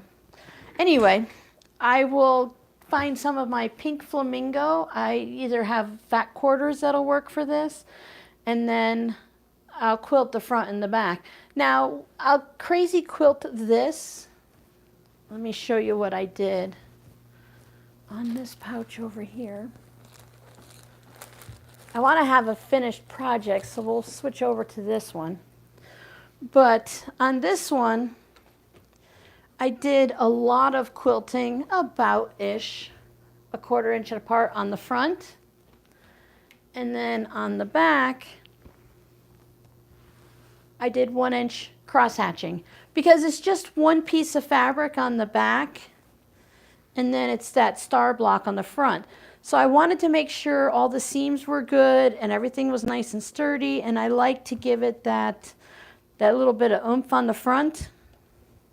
Especially with the crazy fabrics, it's nice to have the tight stitching to hold it all in, but on the back, it didn't need all of that. So here's our 2 panels. Giovanna voted, Giovanna the Queen, says to make 2 pouches. Oh, it rained? Yeah, that's nice. Yeah, my phone's constantly going off. It went off this morning from, I don't know if it was the local news or the Weather Channel, and it said, like, poor air quality, which usually means it's going to be really hot, until like the 10th. And I'm thinking, oh, that's kind of 5 days away. I really don't need to know that. Oh, Jody, go take a nap. You have earned it. Good night.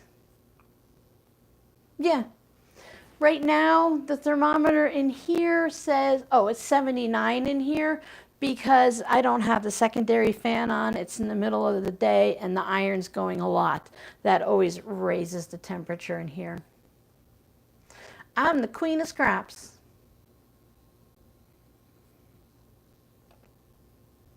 All right, so I'm going to put this, and this will be something I work on. And then these will go, these are going to go into my yellow or flamingo area. After the video, after the live stream, I'll go through these and I will trim off the little funky bits and get everyone in good shape. And I'm going to turn this mess into a fabric postcard. So that way I'll have a fabric postcard to remind me of today's live stream because the 2 zipper pouches are going to go into the shop. So that can go over there. These are going to turn into something later. There's my ruler bit. Put that there. So let's clean up our mess a little bit so that we can function. I need this for cutting off the zipper. I use just a pair of Dollar Tree or Walmart scissors for cutting batting. I find that batting dulls my scissors faster than paper does. So for everyone that says stop cutting your stuff with your paper and scissors and stuff like that, I have more of a problem with the batting. The batting tears my scissors up.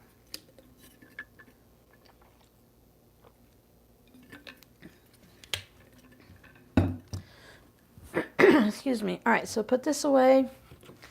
The ruler. Rotary cutter. We're going to need this. I'll put this up here so you can all still see it. We'll work on this. If I don't pick things up, sometimes, especially with the cotton batting, oops, put them in the wrong spot. With the cotton batting and having stuff all over the table, it's real easy for stuff to get stuck to the cotton batting, and then it'll get sewn into my project.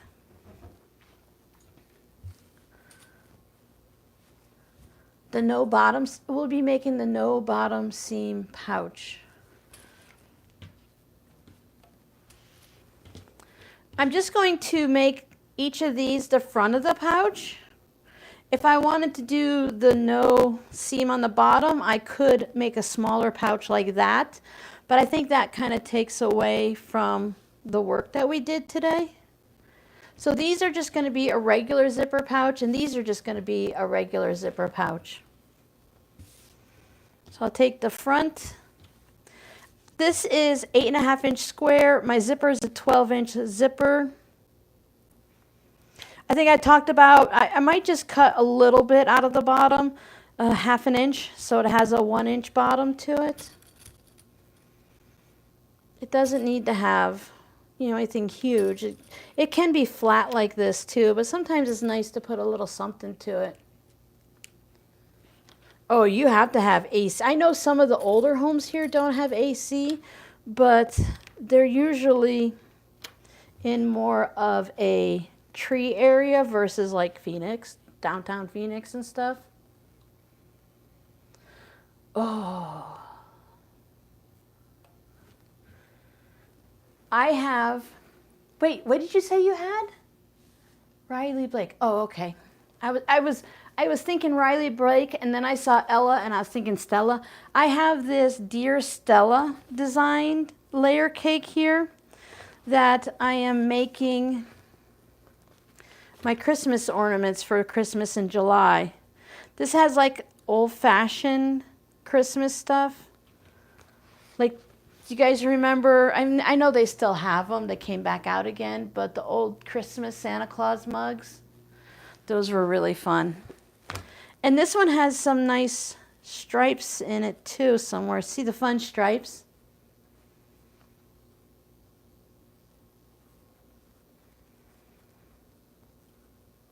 And this is like the sparkles and the lights and stuff that come down. Gingerbread. It's all just like, it has that look of old fabric, like it's been sitting on the shelves for so long and stuff. It's not, you know, our normal, really dense, condensed, bright fabrics and stuff like that with a lot of dye in it and everything. And, excuse me, nope, that's not it. I am making a bunch of my,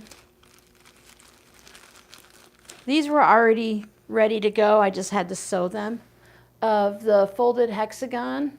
There's a video on my channel here for the folded hexagon Christmas ornaments. So I'm making a bunch of them to see if I can make enough to turn it into like garland. I don't normally do Christmas in July projects. I'm only doing them because Missouri Star said I had to. I didn't have to. They asked me if I wanted to, and so I said yes, so now I have to. I always have the goal of doing Christmas in July, but it rarely happens.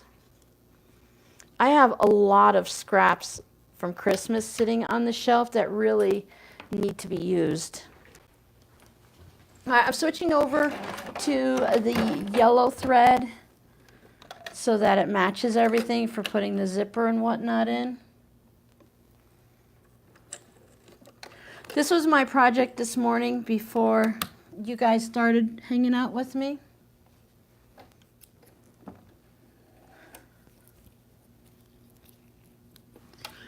All right. Put you over there.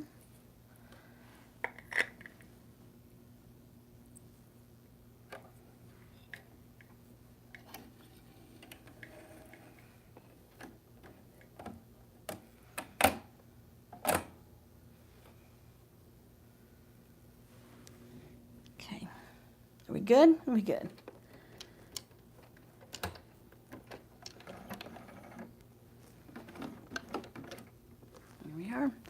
Zipper foot. I didn't open up the Shopify, Yvette. A few people wanted me to stick with Etsy, and I just didn't have the brain power at the time to go through each step and open it. I had ordered that package that was supposed to help me to do the categories and stuff, but there was also supposed to be add-ons that I added on to do the other things to get the shop open. And they went through and did some things, but not what I had ordered and stuff. So the shop was like done halfway in a way that I didn't understand. So I'm just going to start it again. I can start from fresh and not do anything from the Etsy shop that I purchased things from. And then I'll see. All right, all right, all right. My apologies. Got to talking and I forgot to move my needle.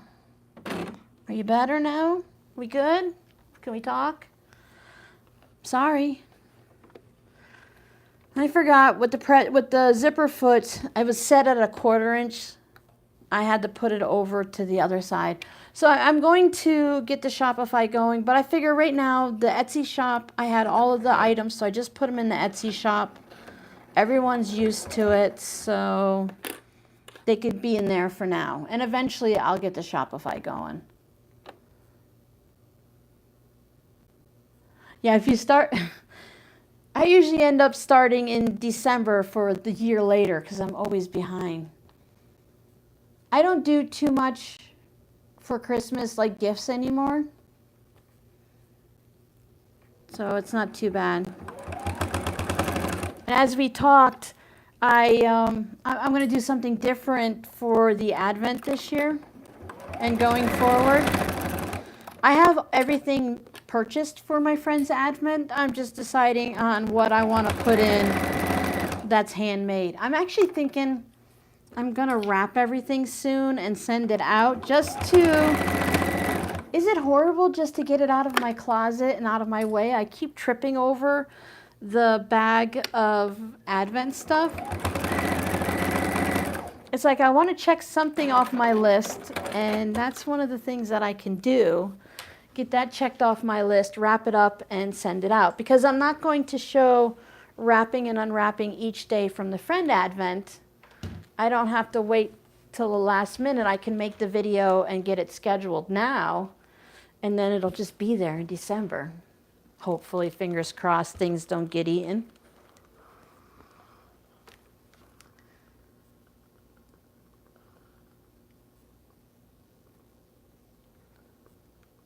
Oh no, Laura, that's not fun.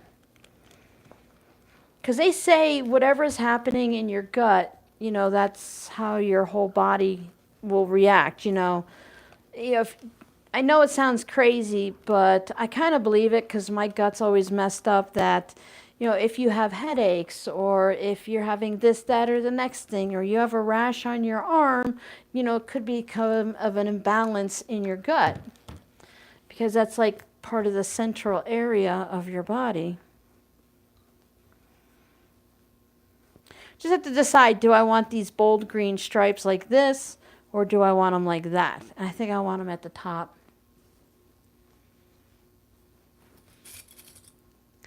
I always think back to, we made a Quilt As You Go Christmas zipper pouch last year. That was really fun, just taking the different Christmas fabrics. I don't have anything major planned for July for the YouTube channel. I do know that I need to start working on some things for the shop that are autumn, Halloween, and Christmas themed. But I don't know. I'm also trying to be I'm trying to pay more attention to my Instagram and post at least 3 times a week and think of different ideas for there. And I've got my TikTok up and going again. There's only 1 post on my TikTok, so I kind of need to get that going too.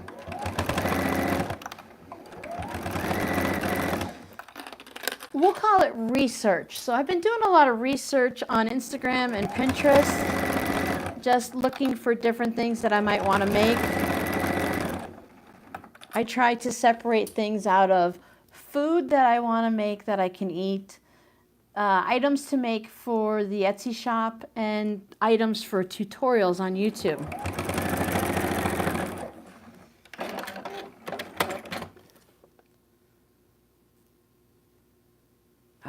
Yeah, that's miserable, Laura. I'm so sorry. Yeah, that makes it hard. And if you're losing weight, then, you know, you don't have that energy because you're not getting the protein and the sugar and sodium and all that stuff that you need. It's like we know things are going to get better, but right now we're just miserable and we want to wallow a little bit because it's harder. Life's hard. Life's harder when you don't feel well. So hopefully they get it all figured out for you and can fix you up so that you can go back to doing the things you enjoy.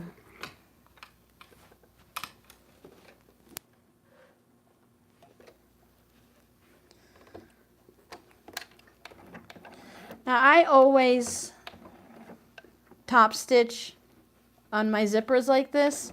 Some people don't. I've noticed there's starting to be a little trend with some of the new people coming into sewing and stuff. And they're really doing not even shortcuts, they're just skipping steps. And I understand because I've been there, done that. And I feel bad because I know what's going to happen is it's going to come a time when they're going to realize that it either works perfectly for them, which can happen, or in my case, where you realize that you really need to stop skipping those steps and do things in a certain way so that it works. I tried to stick with the same color to sew my zipper in that I quilted the bag or the pouch or whatever I'm working on. That way, when I do those top stitching through there, it just kind of blends in.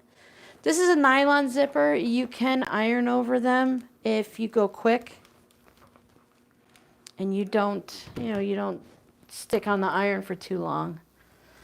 Sometimes the zippers come a little wavy and the side pieces need to be ironed anyway. You like the top stitch? Yeah, I like the top stitch. Giovanna, your cat's always telling you it's bedtime. My little S'moresy, she's the one that always tells me it's bedtime. She'll like touch the phone and say, all right, let's go. I'm like, okay, time to go to bed. And then Miss Mocha, my other calico, she's more of a time to wake up. Let's go, get out of bed.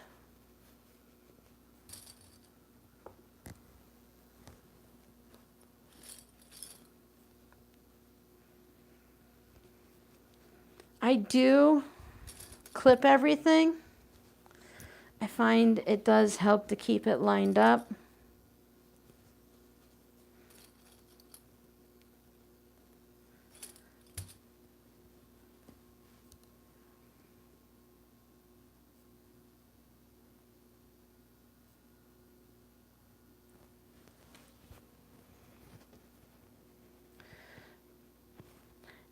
Time is crazy sometimes.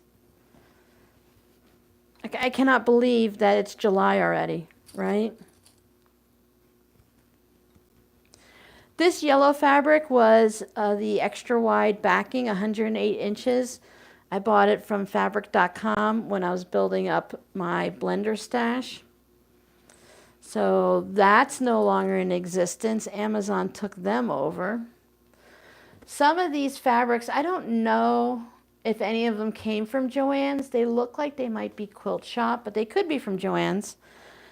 So you just to look at the different fabrics and to think how many of them are no longer around anymore. I found an AC Moore bag in the garage. AC Moore, that's not around anymore. At least they weren't in Florida. I don't know if they exist anywhere, but I think they're completely gone now.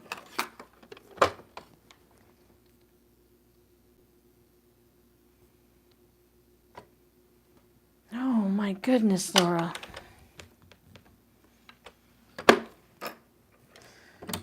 Laura, when you fall apart, you go all the way, don't you?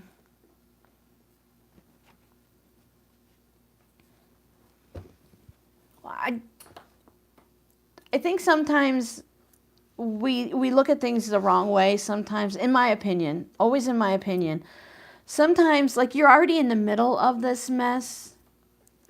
Some people will say, I just wish it all went away. But I feel like when you're that person in the middle of such a long time medical issue, sometimes it's nice just to know what's wrong with you. You know, the thing to wish for, yes, is to heal and get better, but you have to know what you have before you can do that. So sometimes when people like you are going through that, I just put a little thing out to the universe that I hope the doctors figure out what's wrong with you so that they can start helping you to feel better.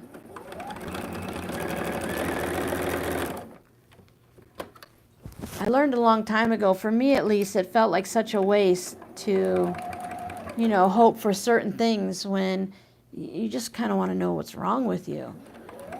Like, we can deal with it, but just tell me what it is. You can't wish away certain things.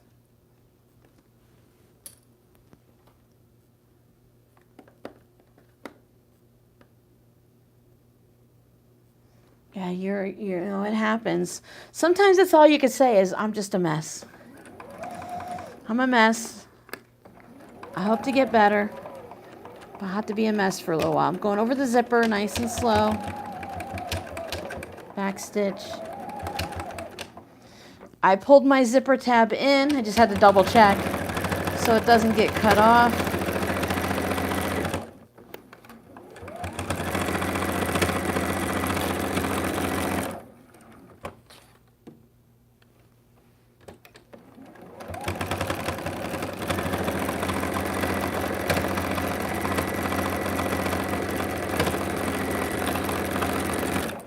So I have quite a few things to go into the shop now, not a whole bunch.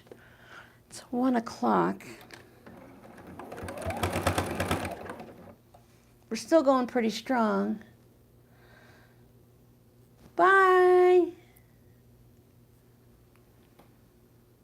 The baking coming out of them. Oh, yes. Yep. Yep. You have to bake still, you know, holiday stuff. I made bread last week. I try to do things early in the morning because out here they still have the thing where they charge you more if you use electricity between 4 and 7 p.m. Plus it's so hot, nobody wants to do anything then.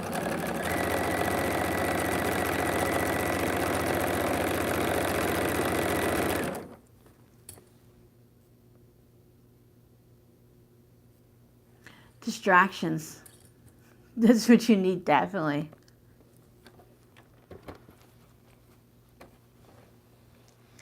It's nice. You know, people in the past, they'd be like, oh, you've never met the person, they live in another country, how can they be your friend? Well, you can still be friends. I mean, they had pen pals in the past. Why can't you have something now? We spend so much time with each other online. Everyone becomes kind of like family.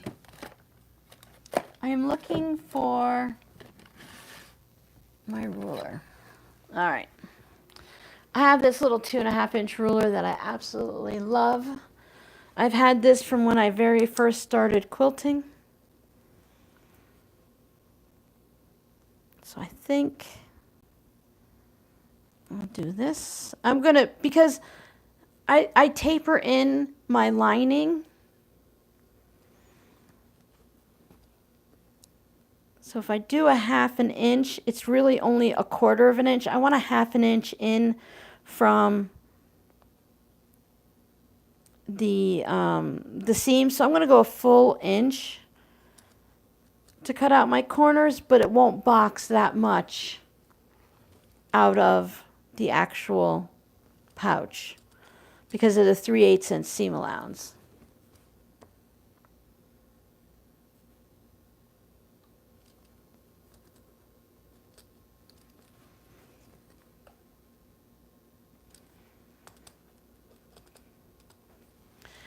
You watch 4 people make a pouch, and I bet you the 4 people are going to make them all different. Coloring book is fun too. Even if you don't do the paper route, my daughter does hers on her tablet. She loves it. Yeah, I spend more time with people on YouTube than I do with the people I live with in the same house, you know? I have people that I've been talking to. A lot of you guys have been here from, if not the beginning, really close to it, and we've been chatting for a long time. You know, we may not know exactly everything about everyone, or at least I don't. I do struggle keeping all of that information, you know, in my brain. But we've been there with, you know, people getting sick, losing pets, losing family members, with big moves across the country, with different friends that have like bought a new house and stuff like that. We just see so many people.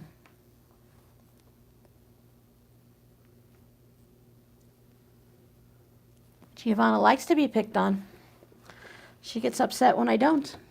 I don't know what she's talking about. Especially if Jody's not here.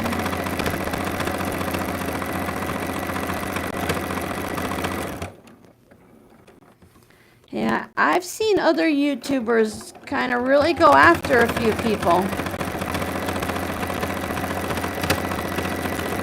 I tease you, but hopefully, you know, when I get too much, let me know. But I saw some today where they really went crazy on someone just leaving a simple comment. I don't know. It's hard. It's hard when you're doing things like online and stuff because you can't always tell how people are. I love jigsaw puzzles. Yep, I do them on the phone. They're getting expensive. I was looking them at that Ollie's kind of store that I went to, Bob's or Dave's or whatever, and yeah, they're a lot of money. I could do them on my phone or my computer for free, and I mean, because I'm just going to put a puzzle together and put it back in the box. I like to do big puzzles that take a while, that have something meaningful that I might want to hang on the wall or something, but I also just like to do 500-piece puzzles just to do them. It is, Giovanna. It's all in fun.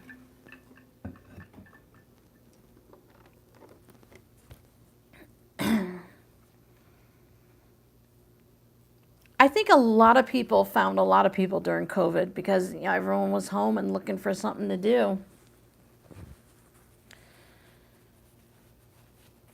Yeah, there's not going to be much for the bottom of this, but it'll be something. I'm pretty sure I'm going to lose the points of that star.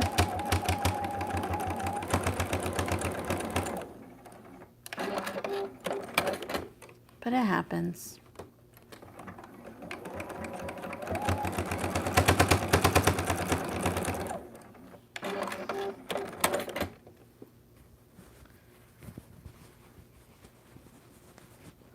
My grandmother loved puzzles. We bought her, you know, it was the time like when they would just put 4 puzzles in a box and they'd all be mixed up and they were all beach themes with blue sky and stuff and the ocean. Or she would do the ones that were double-sided, but both pictures were really similar, like 2 pictures of flamingos or something. And she would just whip through them. 5,000 pieces in a day, no problem. You've been here long before COVID. I can't believe it's been 8 years.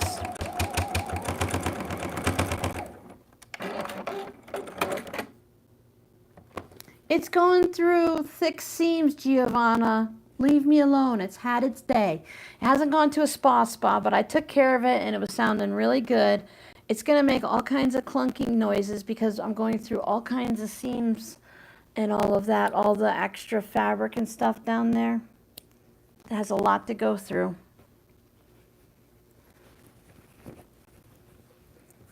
Be nice to Juki. You don't want to hurt his feelings. I have to decide Maybe someone locally will tell me where to take it. It's the best place to go.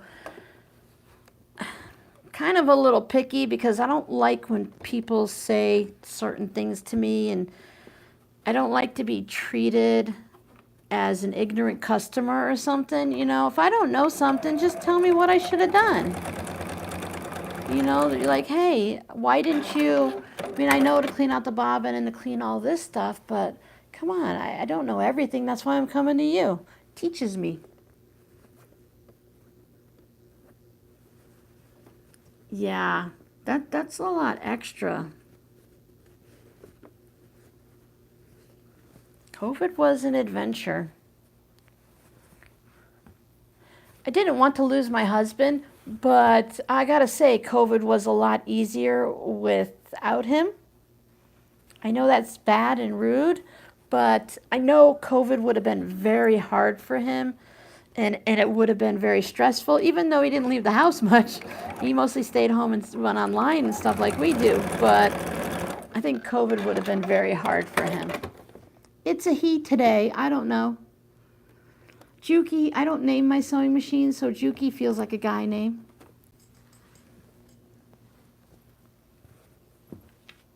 I don't know.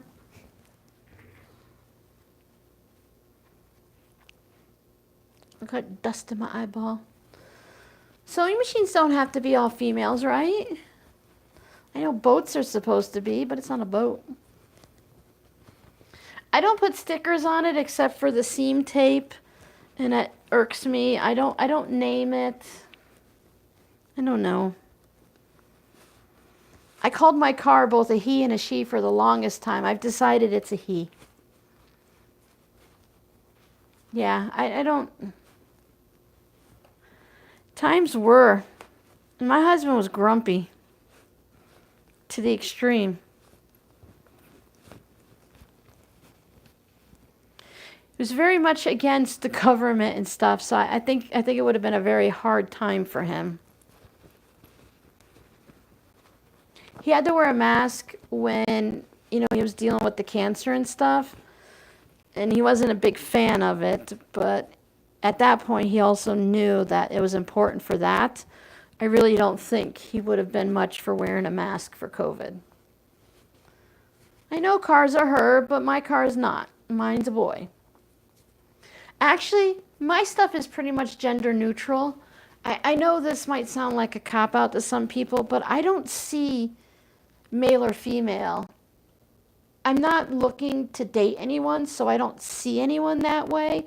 I see people for who they are and what they are. I see an electrician, a quilter, a plumber. I don't always see, like, if they're like, hey, was your plumber, you know, yeah, my plumber was Joe, he was a dude, you know, whatever. But when I know people and I talk to them and stuff, they're just people I know. They're friends, you know. I know Giovanna, are you a woman? I'm guessing you're a woman. See, I don't know. Laura, I'm guessing with the name Laura, you're probably a woman. I know we have a few guys that hang out with us, so that's why I'm like, I don't know. But I don't see people as male or female unless they're like really dressing the part.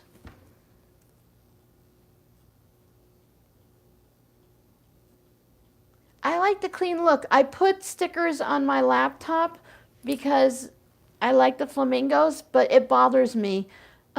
We grew up being taught to really value what you own. You know, you take good care of it. You don't put bumper stickers on cars. Because what if you want to take the sticker off, or if it wears off? Then you're going to have that weird sticky stuff and everything. You take care of your stuff. You don't put stickers on it. You don't put holes in your jeans on purpose. You know, there's just certain rules. Yeah, see, Giovanna, I don't know, you know, I don't look at people as, when it comes to different languages, I know like the vowel at the end or certain parts of a name changes it for male or female, but I don't really care. It doesn't change if it's a male or female, so I've never really looked at it that way. It's like, this is my friend Sally. Sally's just our generic name in the family. This is my friend Sally. Sally doesn't need to be a boy or female. A boy or female, a boy or girl. It's just, this is my friend. That's all that matters. So when it comes to like saying it's a male or female for a car or something, it just doesn't matter to me.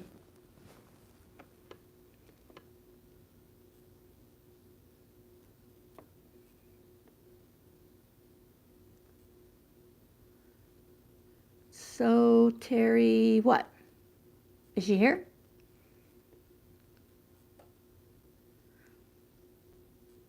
Oh, so Terry who paints the sewing machines, yes. Yes.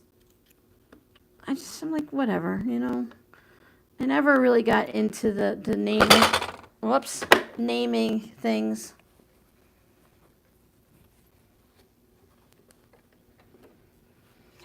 Possibly because, you know, I'm really horrible with names and I can't remember them. I would name my own sewing machine and forget what I named it. Then Giovanna would have to tease me about it. Robin, you've called your sewing machine 4 different names this month. Yes, ma'am, I have. Because I can't remember names. I think it's harder for me online because I can't see you. So I can't relate something to you to remember your face and, you know, who you are. All right. It is 1:20. We have finished the pouches. Are we done for the day? What do you think? You tell me.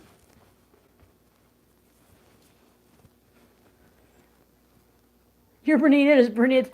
You know what? I've had this Juki for a long, long time, and I still have to look. Oh, you know what mine is? My okay, if we have to name a Juki, right? My sewing machine is an HZL F600, so my sewing machine's name is Hazel because it's an HZL. Well, I don't want to keep you guys too long, but we can clean this mess up and we can make at least 1 or 2 keychains if you want. So let me show you the bottom. I just see right there. I just hit that point and I didn't lose it. Woohoo! All right. Go to the next project. Okay, I'm going to clean this up and then we'll pull out the keychains, okay?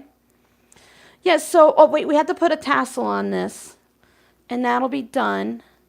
Let me move this. Now, whoops, I hit the, sorry. We might need to move the tripod though, if you guys want to do keychains. Because, you know, you can't see it from up there, right? Let me unplug the iron. You can look at all my gray hairs.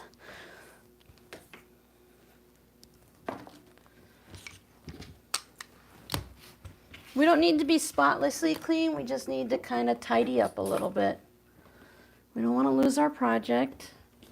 Yeah, I think that's a really nice size. It's about 7 inches tall by about 6.5 inches wide. Somebody's coming in and out. My door's rattling. It's only me and Justin, so it must be Justin. He goes out and does shopping on the weekend, and he does like Pokemon stuff.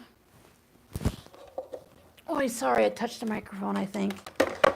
All right, so there's that. Let me get the stuff. Whoops, hold on.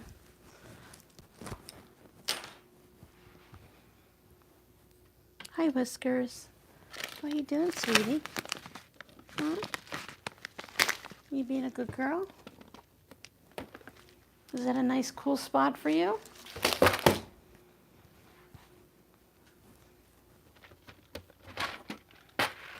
Now, I'm not going to have any links for you. If you want to find this stuff, you'll just have to find it on Amazon yourself. I need my tassels.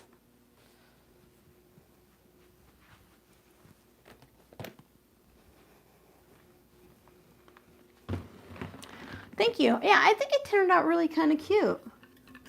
Now remember, this was just something that someone basically was throwing away. They sent it to me. And I just turned it into a pouch. Now, I think it's a little bit of an awkward shape based on the size and stuff because it's an 8.5-inch block, but I wasn't making it to fit anything, and I think maybe that's going to be perfect for someone to put some tools for beading and tools for cross stitching, or maybe they want to put some feminine hygiene things in it and just throw it in their tote bag and stuff.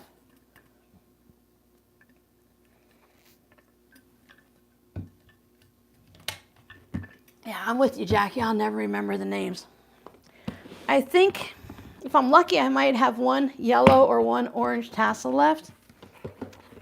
I need to really spend some time hunting online because I don't like the fact that I have to buy hundreds of tassels and I don't get to choose the colors, you know. They just, here's some colors for you. I want to be able to say, I don't use that many browns, but I want a bunch of whites or a bunch of blacks or something. And reds, forget reds. You don't really get reds. So I think this one, I have an orange. I have one orange in there. So it could be an orange or a green, but I think I'm going to do orange. One to get it out of there. And they send me, like, out of 200 tassels, I get 4 white tassels. Yeah, I think so, Giovanna. I think it'll work. I know a lot of people like sunflowers, and the colors are really nice, so someone might fall in love with it. Sometimes things don't make it into my shop. You guys grab them and call dibs before I even list them. Sometimes they sit in the shop for years, and then someone will be like, I've looked at your shop every week or every month or whatever, and I never saw that pouch. It just happened to show up one day and they saw it. Oh, I don't know. Maybe not. I like to just put the tassel on there. There's orange in there. Maybe green would be better. Gosh darns is it. Normally I like to match the zipper with the tassel too.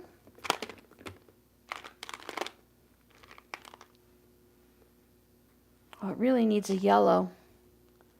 There's a white, light green, a bright green, a not so green, a dark green, a gray. It's getting the orange.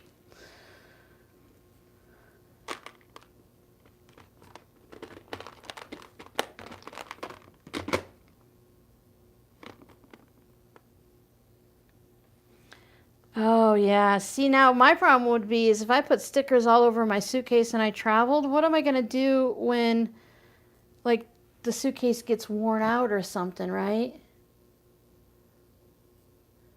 Exactly, Jackie. I would like to buy 50 of every color, please. And I want the rainbow colors. I mean, I appreciate that there's such a variety, but some of them, I have so many of them because I just keep buying the whole big bundle and they just keep sending me more of like the random greens. I use them. I find a way to use them eventually, but it would be nice to just buy a rainbow package or something. All right. I made a little video about the fabrics that I found in my garage. I'm going to be putting that up on Instagram. So you guys, if you want to see what fabrics I got. Okay, I'm going to move the phone, okay? As soon as I get ready to move it, I'll warn you. So if you want to close your eyes now or on the replay. But I think we need to bring the whiskers. Mama needs this tripod, sweetie. Yeah, no, the exact one you're laying on. This way I can bring it a little closer because you guys are going to want to see this close up. You're not going to want to see from a distance. All right, I'm going to move the phone. If it gets disconnected, my apologies. It'll end the live stream and then we'll do it the next time. Okay, so far so good.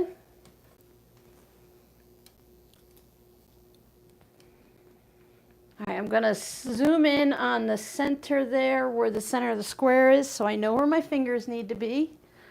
Let's zoom back out a little bit. Okay, is everyone all right? Nobody got seasick? You all closed your eyes?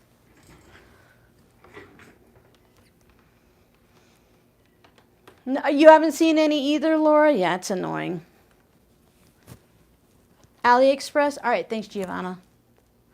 Cats are hilarious.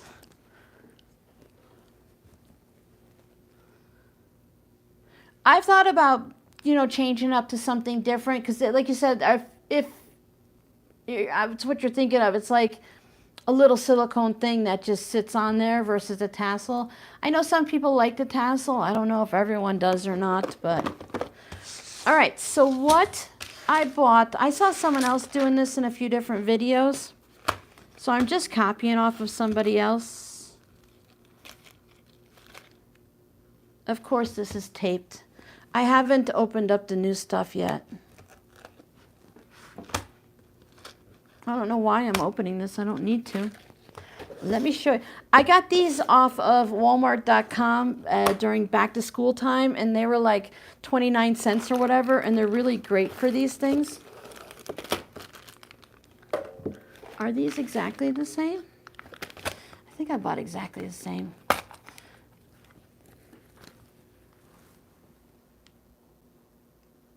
It's metal, and it's got like a, I think it's supposed to be like a leathery type thing. And it's got the little hole at the top.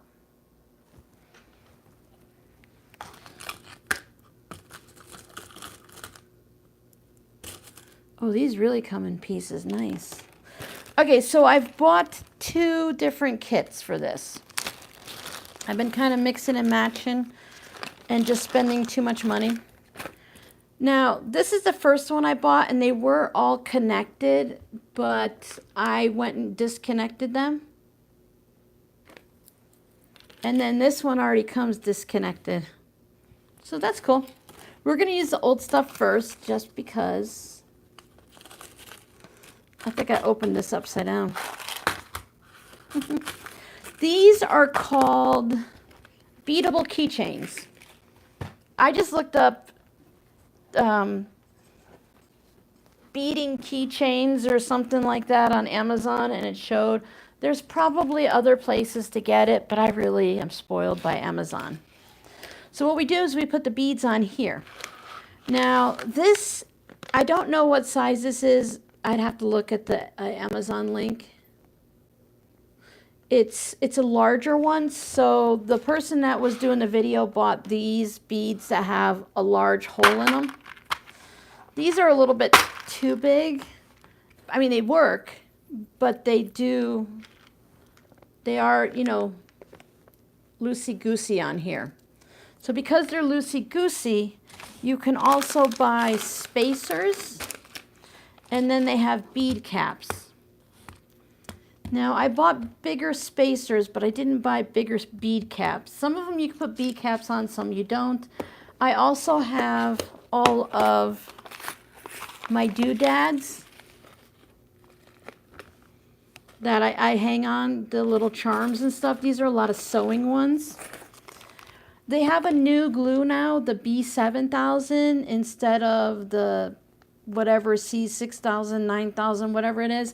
This doesn't smell that bad. It's not that, it's strong and works great with beads, but it's not really potent. You know, it's not like a super glue that smells really bad. And you guys have used it, you really know what that stuff smells like. So I used up most of these in the different combinations. So I did purchase another set, and these have all of the rainbow colors in them, and they're actually separated by rainbow colors. And how are these taped closed? Yes, no?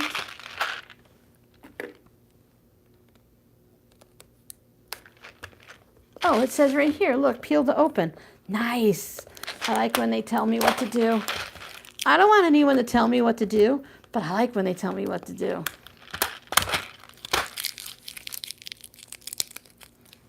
Okay, So this is obviously noisy. So there's our large hold beads. E6000, there you go. Thanks, Giovanna. Couldn't remember all of the things. Okay. So these are just the different supplies that they have. So to start with, I like to take the top of the keychain off. So it has this little hanger bit. So I take the top off. And you put a little bit of glue. What's good about this one too is there's a pin already in here. So I put a little bit of a glue in the cap just to make sure it's a keychain. You know, you don't want it to come undone. And then you screw it in. It dries clear. I don't know how fast it dries because it doesn't really matter. But I always put the cap back on because it oozes out otherwise. You can start at the top or bottom. It doesn't really matter, right? So now if you're going to use the bead caps, this is what the person suggested, and I bought them, and they're all the wrong size except for like one little compartment.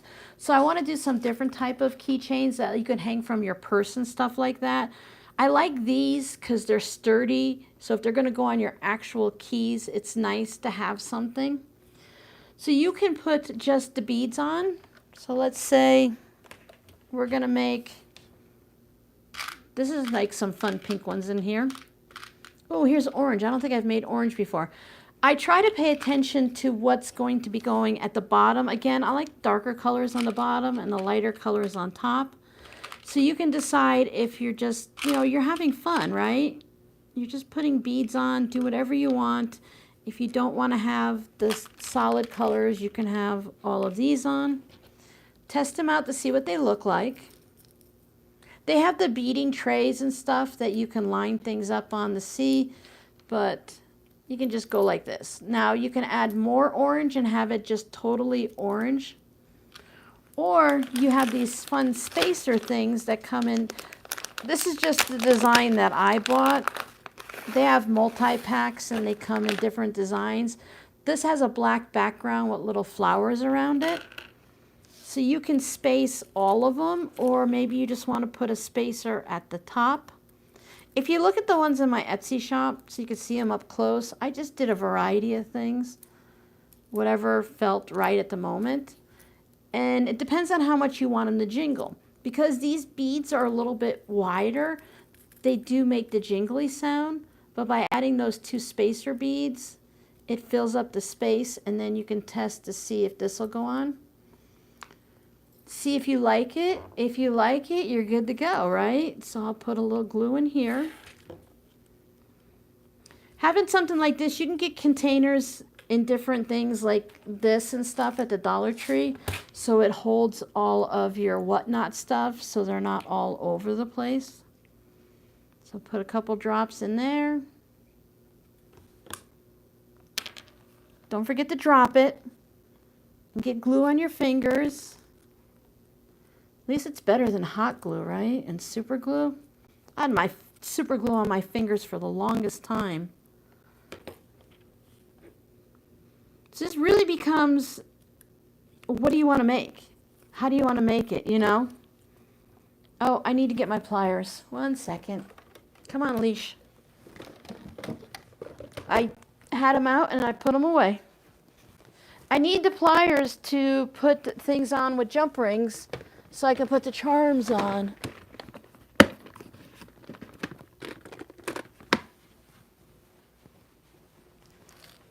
I use the same jump rings that I use for the tassels because why not? I own them. Why would I buy more? This came in a package of 1,000 jump rings. Now I make a lot of stuff.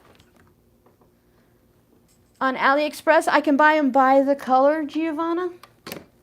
I can buy just yellow ones versus buying all the rainbows. I appreciate you looking. I really kind of like that. Now, by putting these spacers on like this, it kind of tightens it up so this one doesn't jingle as much now. And then I can go through, and here's my key thingy. This just clips right on. So then you have a little clip here on the end. So if you want to clip another chain on, if you want to just put like a whole bunch of beads on a string and put it on there. And then also you have the little chain up here so you could put your charms there. But I've started putting the charms just on the top of the keychain and I kind of like that. Thank you, I appreciate the help. So let's say with the orange, maybe I want, I don't know, there's all kinds of things in here. I didn't put too many things on like cats and stuff because I thought unless it was like a cat's eye bead or something, not everyone likes cats. Butterflies, you can usually get away with butterflies. But here's a spool of, I would say it's silk cord, it says right on there. It looks like thread, but it looks more like embroidery floss or something. So then I could take my little jump ring. Now I'm doing this with pretty bad eyesight, so it's not difficult, and my hands have not been working well because the rash, the eczema is really clearing up. The dermatologist is doing a great job, but I still have a lot of weakness in my fingers. So even if you have arthritis and poor eyesight and stuff, shaky hands, you can still do things like this. So then I just put the charm on there. And then there's a key fob. There's a key ring right there. And then you just grab the next one.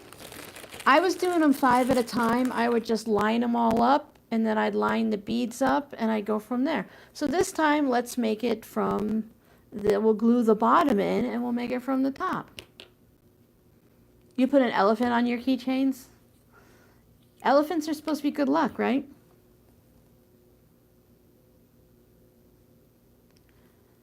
So I found that buying all of this on Amazon did add up, but if you were able to go somewhere locally just to make a few, to go to like Michael's or something, that each little thing wasn't too bad, but when you're buying big things like this, it was like $10 for this and $10 for that. So it does add up. So it's up to you. A lot of people use the elastic string thread to make their keychains, and they use the smaller beads, and then it's all about adding the charms and stuff.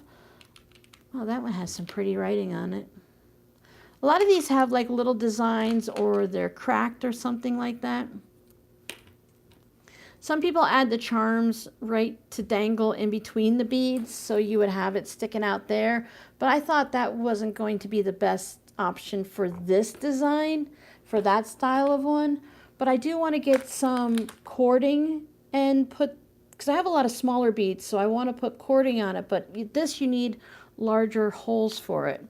All right, pick a color. Elastic does go bad and it stretches and it breaks easy.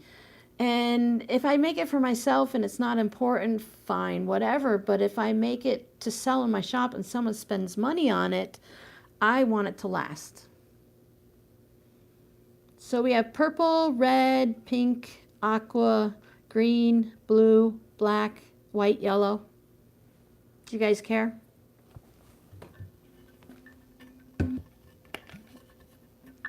Maybe we'll make a black one and put a cat charm on it.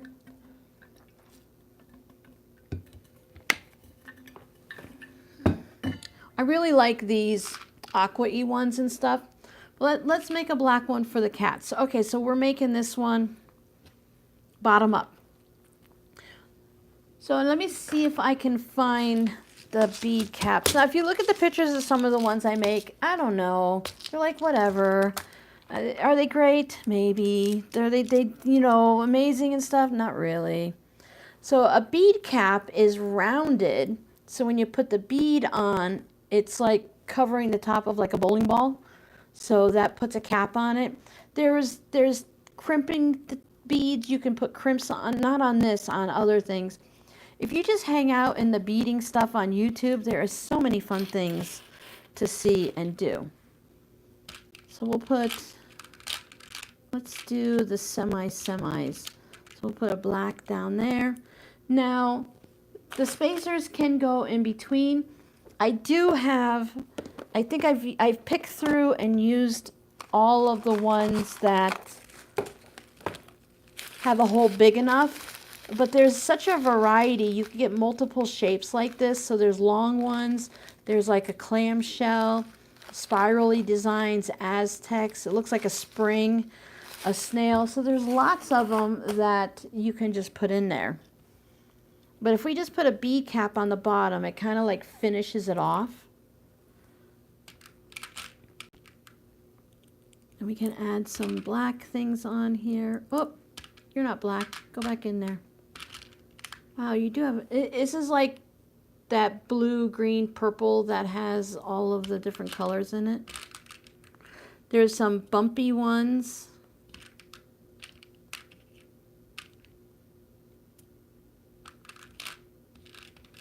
All right, that's all of the ones like that. And I think I want it to go that way.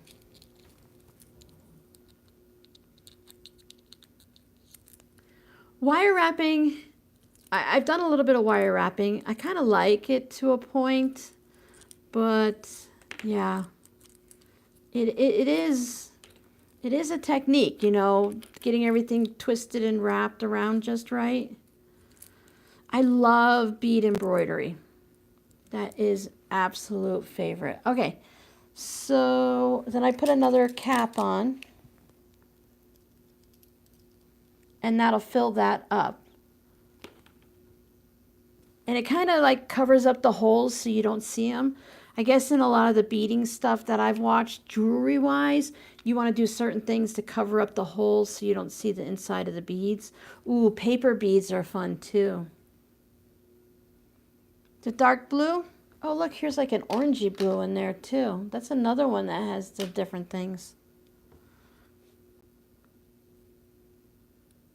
I cannot see to put the needle into the tip. I'm just kind of winging it. 100%. But I've seen some women with really very arthritic hands do some amazing beading and stuff like that. We'll do dark blue next, Jody, and then we'll finish for the day. So there's that, and it needs to have its thingy. Now, if you were to purchase one of these, you can rearrange this top part because you have the big clip that can go on your keys. The little clip can go on here. I put a big clip on the other one. Oh, this one, it jiggles a little because it has a little bit of space. So you can rearrange that, and you can also take it off. And you know, there's a big ring here, and you can move it down there or do whatever you want and move things around because the other one's not even put together. So now we need, where's that? I saw a big tall cat that was sitting up. That one's kind of exotic.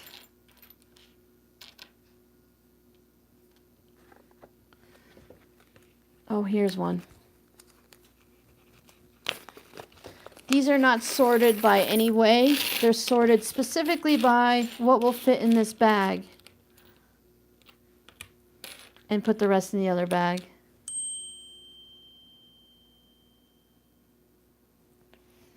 Robbie's not coming home until tomorrow. He got offered to stay another night. I don't know if you guys can see. I'm going to use this one because that feels very Aztec-y black type. So you could put tassels on it too. I mean, you could put anything you want. If you have like little initials, they have beads with letters on it, so you can do that, put names on. Like you can make this and then add one to the side with the names on it and do it with wire or the elastic if you want or whatever.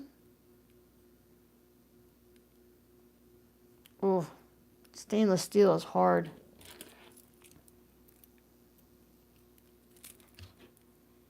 And remember, whenever you have a keychain, always check the jump rings periodically to make sure everyone is still attached and in good shape and not bent off out at all. So there we go.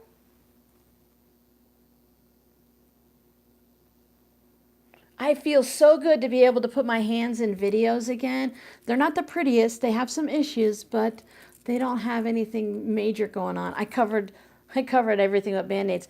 I tried explaining this to a couple of you guys. When you get to really dry fingers and you get a major crack in it and your finger splits, this is what I call the leg of the Band-Aid. Here, let me, excuse my face. Come here, Band-Aid. Okay, so here's the regular Band-Aid, right? And this is the pad here, and then it had this part attached. I cut off what I call the leg or the arm of the Band-Aid, and I cut a little bit off of it. I have a crack right here on my finger that keeps splitting open. It heals up and then it splits back open because I use my finger. So I just use this as like a Steri strip, because those Steri strips and the cotton, the fabric tape and stuff won't stick. But if I put that little Band-Aid leg on there, it holds it closed so it heals up, and I can get it wet and it doesn't get ruined.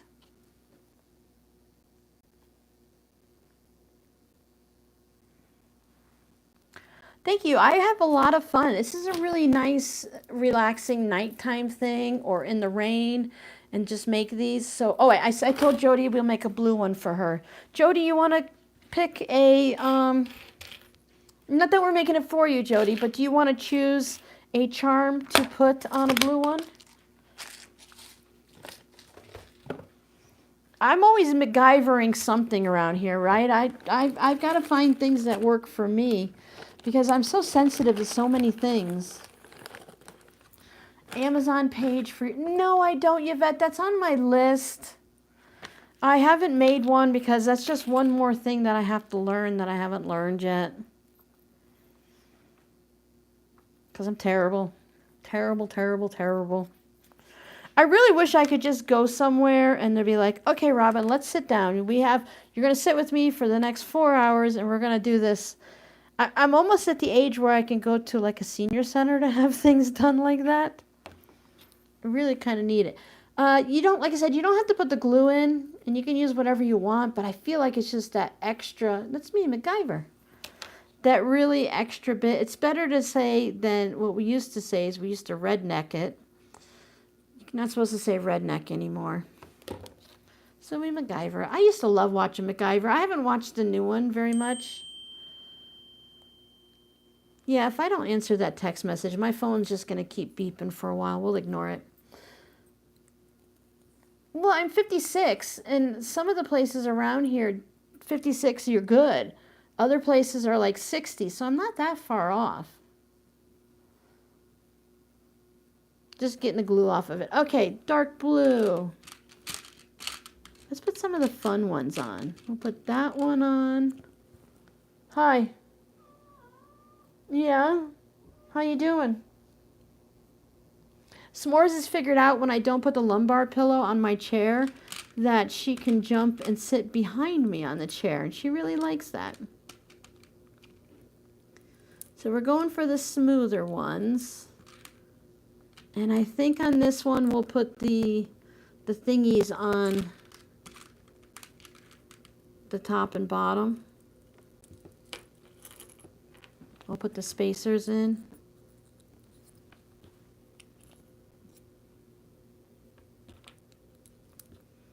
And really, it's all what, you know, looks good to you. You can just put anything you want in there. I put my little spacer. And again, it's going to stop it. If you really want it to jiggle a lot and you like it to move, you don't have to put anything on there. But I find that with these, it fits, what, 6? 1, 2, 3. Yeah, 6 of them without any spacers. Most of the beads are the same size, but I do like to put the cap on just to make sure before I glue it. Just in case, excuse me, one of the beads are a little thick. I really, really, really, really wish, gotta have the thingies. I really, really wish there was a bead shop locally. And not just like Michael's.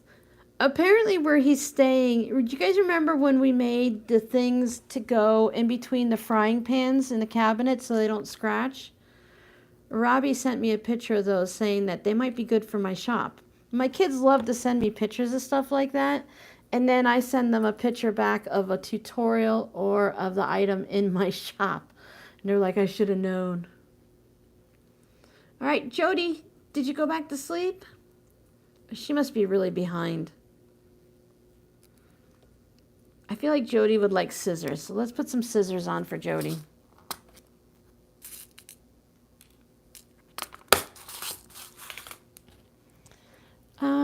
We've got long scissors and wonky scissors. I kind of like these open scissors.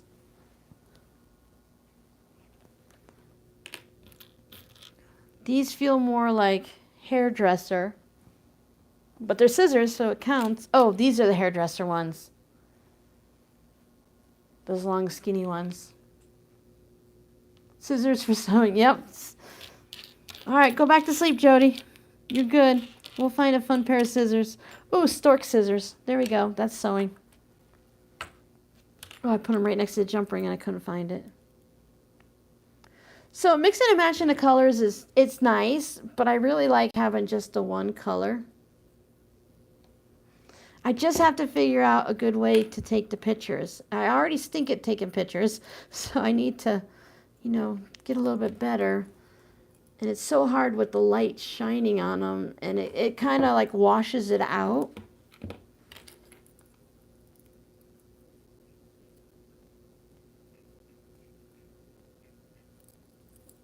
All right, so let me tell you how I found all of these bits online on Amazon. Because really, Amazon shops come and go constantly, so you never really know, where you're going to get it.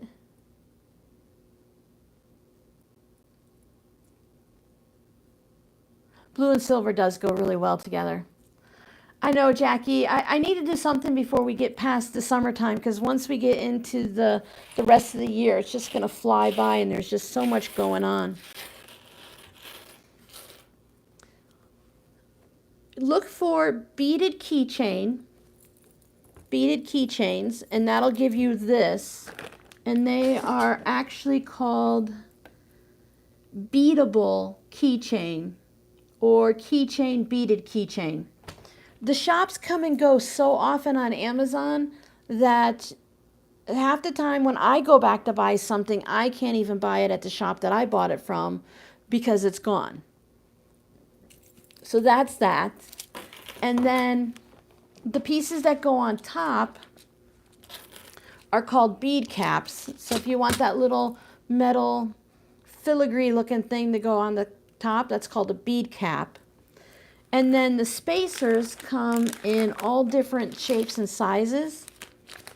So depending on what you need, when you go and you look, if you're going to do this exact thing, look at the pictures for the beadable keychain and scroll through, and it'll tell you what size this bar is.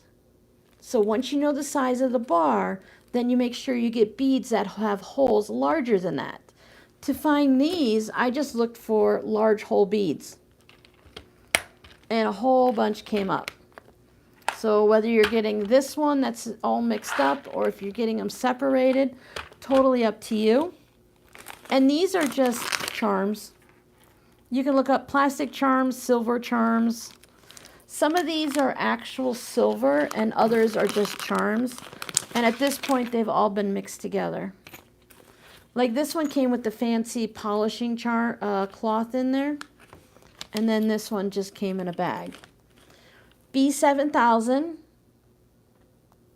And then you're going to need, to do these things, you'll need jump rings. Now, I bought the 6mm by 0.8 millimeter. I mean, just look for one that's not too big and not too small. Really, I'm just making it up as I go. So that's, and then the jewelry like this, I got this at Walmart years and years and years ago. You can get a kit that has a variety of different pliers in it.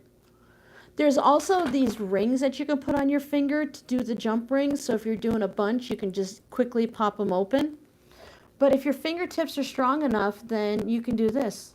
You don't need to do this, I mean. You can just do it with your fingertips. But my fingertips aren't strong enough. These are the crimp beads that I just happen to have in there. These are from Michael's. And when you're making a necklace and you put crimp beads on, so those necklaces that just have 5 beads right here and then a whole silver chain, there's crimp beads on the end, and it keeps the beads right there in the center so they can't sway.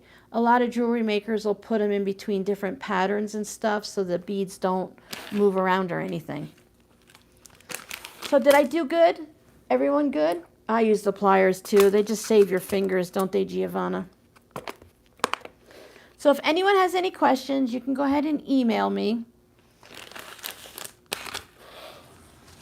Once you find one thing on Amazon, they're just going to link you down. I always scroll past the listing to the bottom, and they just have all kinds of stuff there. They'll show you all new things. You know, hey, if you like that, you can get this, or why don't you go here, and all that stuff. So once you get going, it's like Pinterest, and you can just find it everywhere. I did search YouTube, and just a couple videos came up for this kind and like the bag charms. There wasn't too many videos, but it also could just be the way I searched, because YouTube is like Google, you change it. Yeah, the round nose ones came in that set. So if you're gonna have like the wire coming off, you can curly cue it, or you can have, you know, when you're doing the wire wrapping like Giovanna does. I think there's maybe 5 of the pliers with the blue handles that came in that set. You don't have to buy it all at once. You can just get what you need. You don't have to save money, don't get these keychains. Just get some type of a cord or a beading wire or something and make it that way, unless you want to do the stretch elastic. I've seen people do it on Etsy, and they sell lots of them at markets and stuff, and they just use the elastic. But I don't feel comfortable selling that. If you're just making it for family gifts and stuff like that, then it's like, hey, it lasts. When it goes, I'll make you a new one. But to sell it, I don't want someone coming back in 3 days or even 3 years and say, you know, the sun melted my elastic, or I got it hooked in the door, or whatever. I want them to have, you know how I am, I'm really picky about that. Show me the tassels. I'll show you my tassels. You saw the tassels. And I already showed you the tassels. Were you not looking when I showed you the orange one or whatever? Okay. Now this container is for photos, like family photos and stuff. You can get it at Michael's, but remember, do not pay $70 for this or $40 for this. This goes on sale all the time for like 12 bucks or 20 bucks or something. And this is where I keep all of my bag making supplies, or at least most of them. So you get these little containers. I didn't know I had an empty one. So it's like 3 by 6 or something to put whatever the photos are. 5 by 7 is what it looks like. And then you're supposed to organize your photos in here, and then when you're ready to scrapbook, then you can go ahead and scrapbook. But I use it to keep, I've got magnetic snaps. I have 2 of these. I have 3 of these. One of them has embroidery floss. I have my key fob thingies. I used to keep my charms in here. The swivel hooks. And for Giovanna again, the tassels. 4 by 6. There you go. Thank you, Amy. I had to throw spools of elastic. Did you have to throw them away? Giovanna, do you need to see any more tassels, or are we good? We good? We good. Well, thank you guys so much for hanging out with me, and for the after show also. We can do stuff like this. Once we get a little sewing in, then the algorithm doesn't mind if we change things up. So let's move this for a minute. Excuse me. I'm reaching in front of you. We have our 2 zipper pouch fronts. Oh, okay, you just want to double check.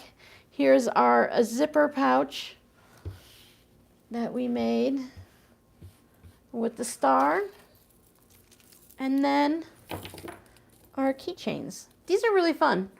Again, my daughter has my car. I don't want to sound like a broken record, but I don't know. I might make something like that for myself, but I think I'd rather hang it off of like a bag or something, because I keep my keys in my pocket because I got the beep beep thing, and I don't think I want to put that in my pocket, but I really want one for myself. Okay.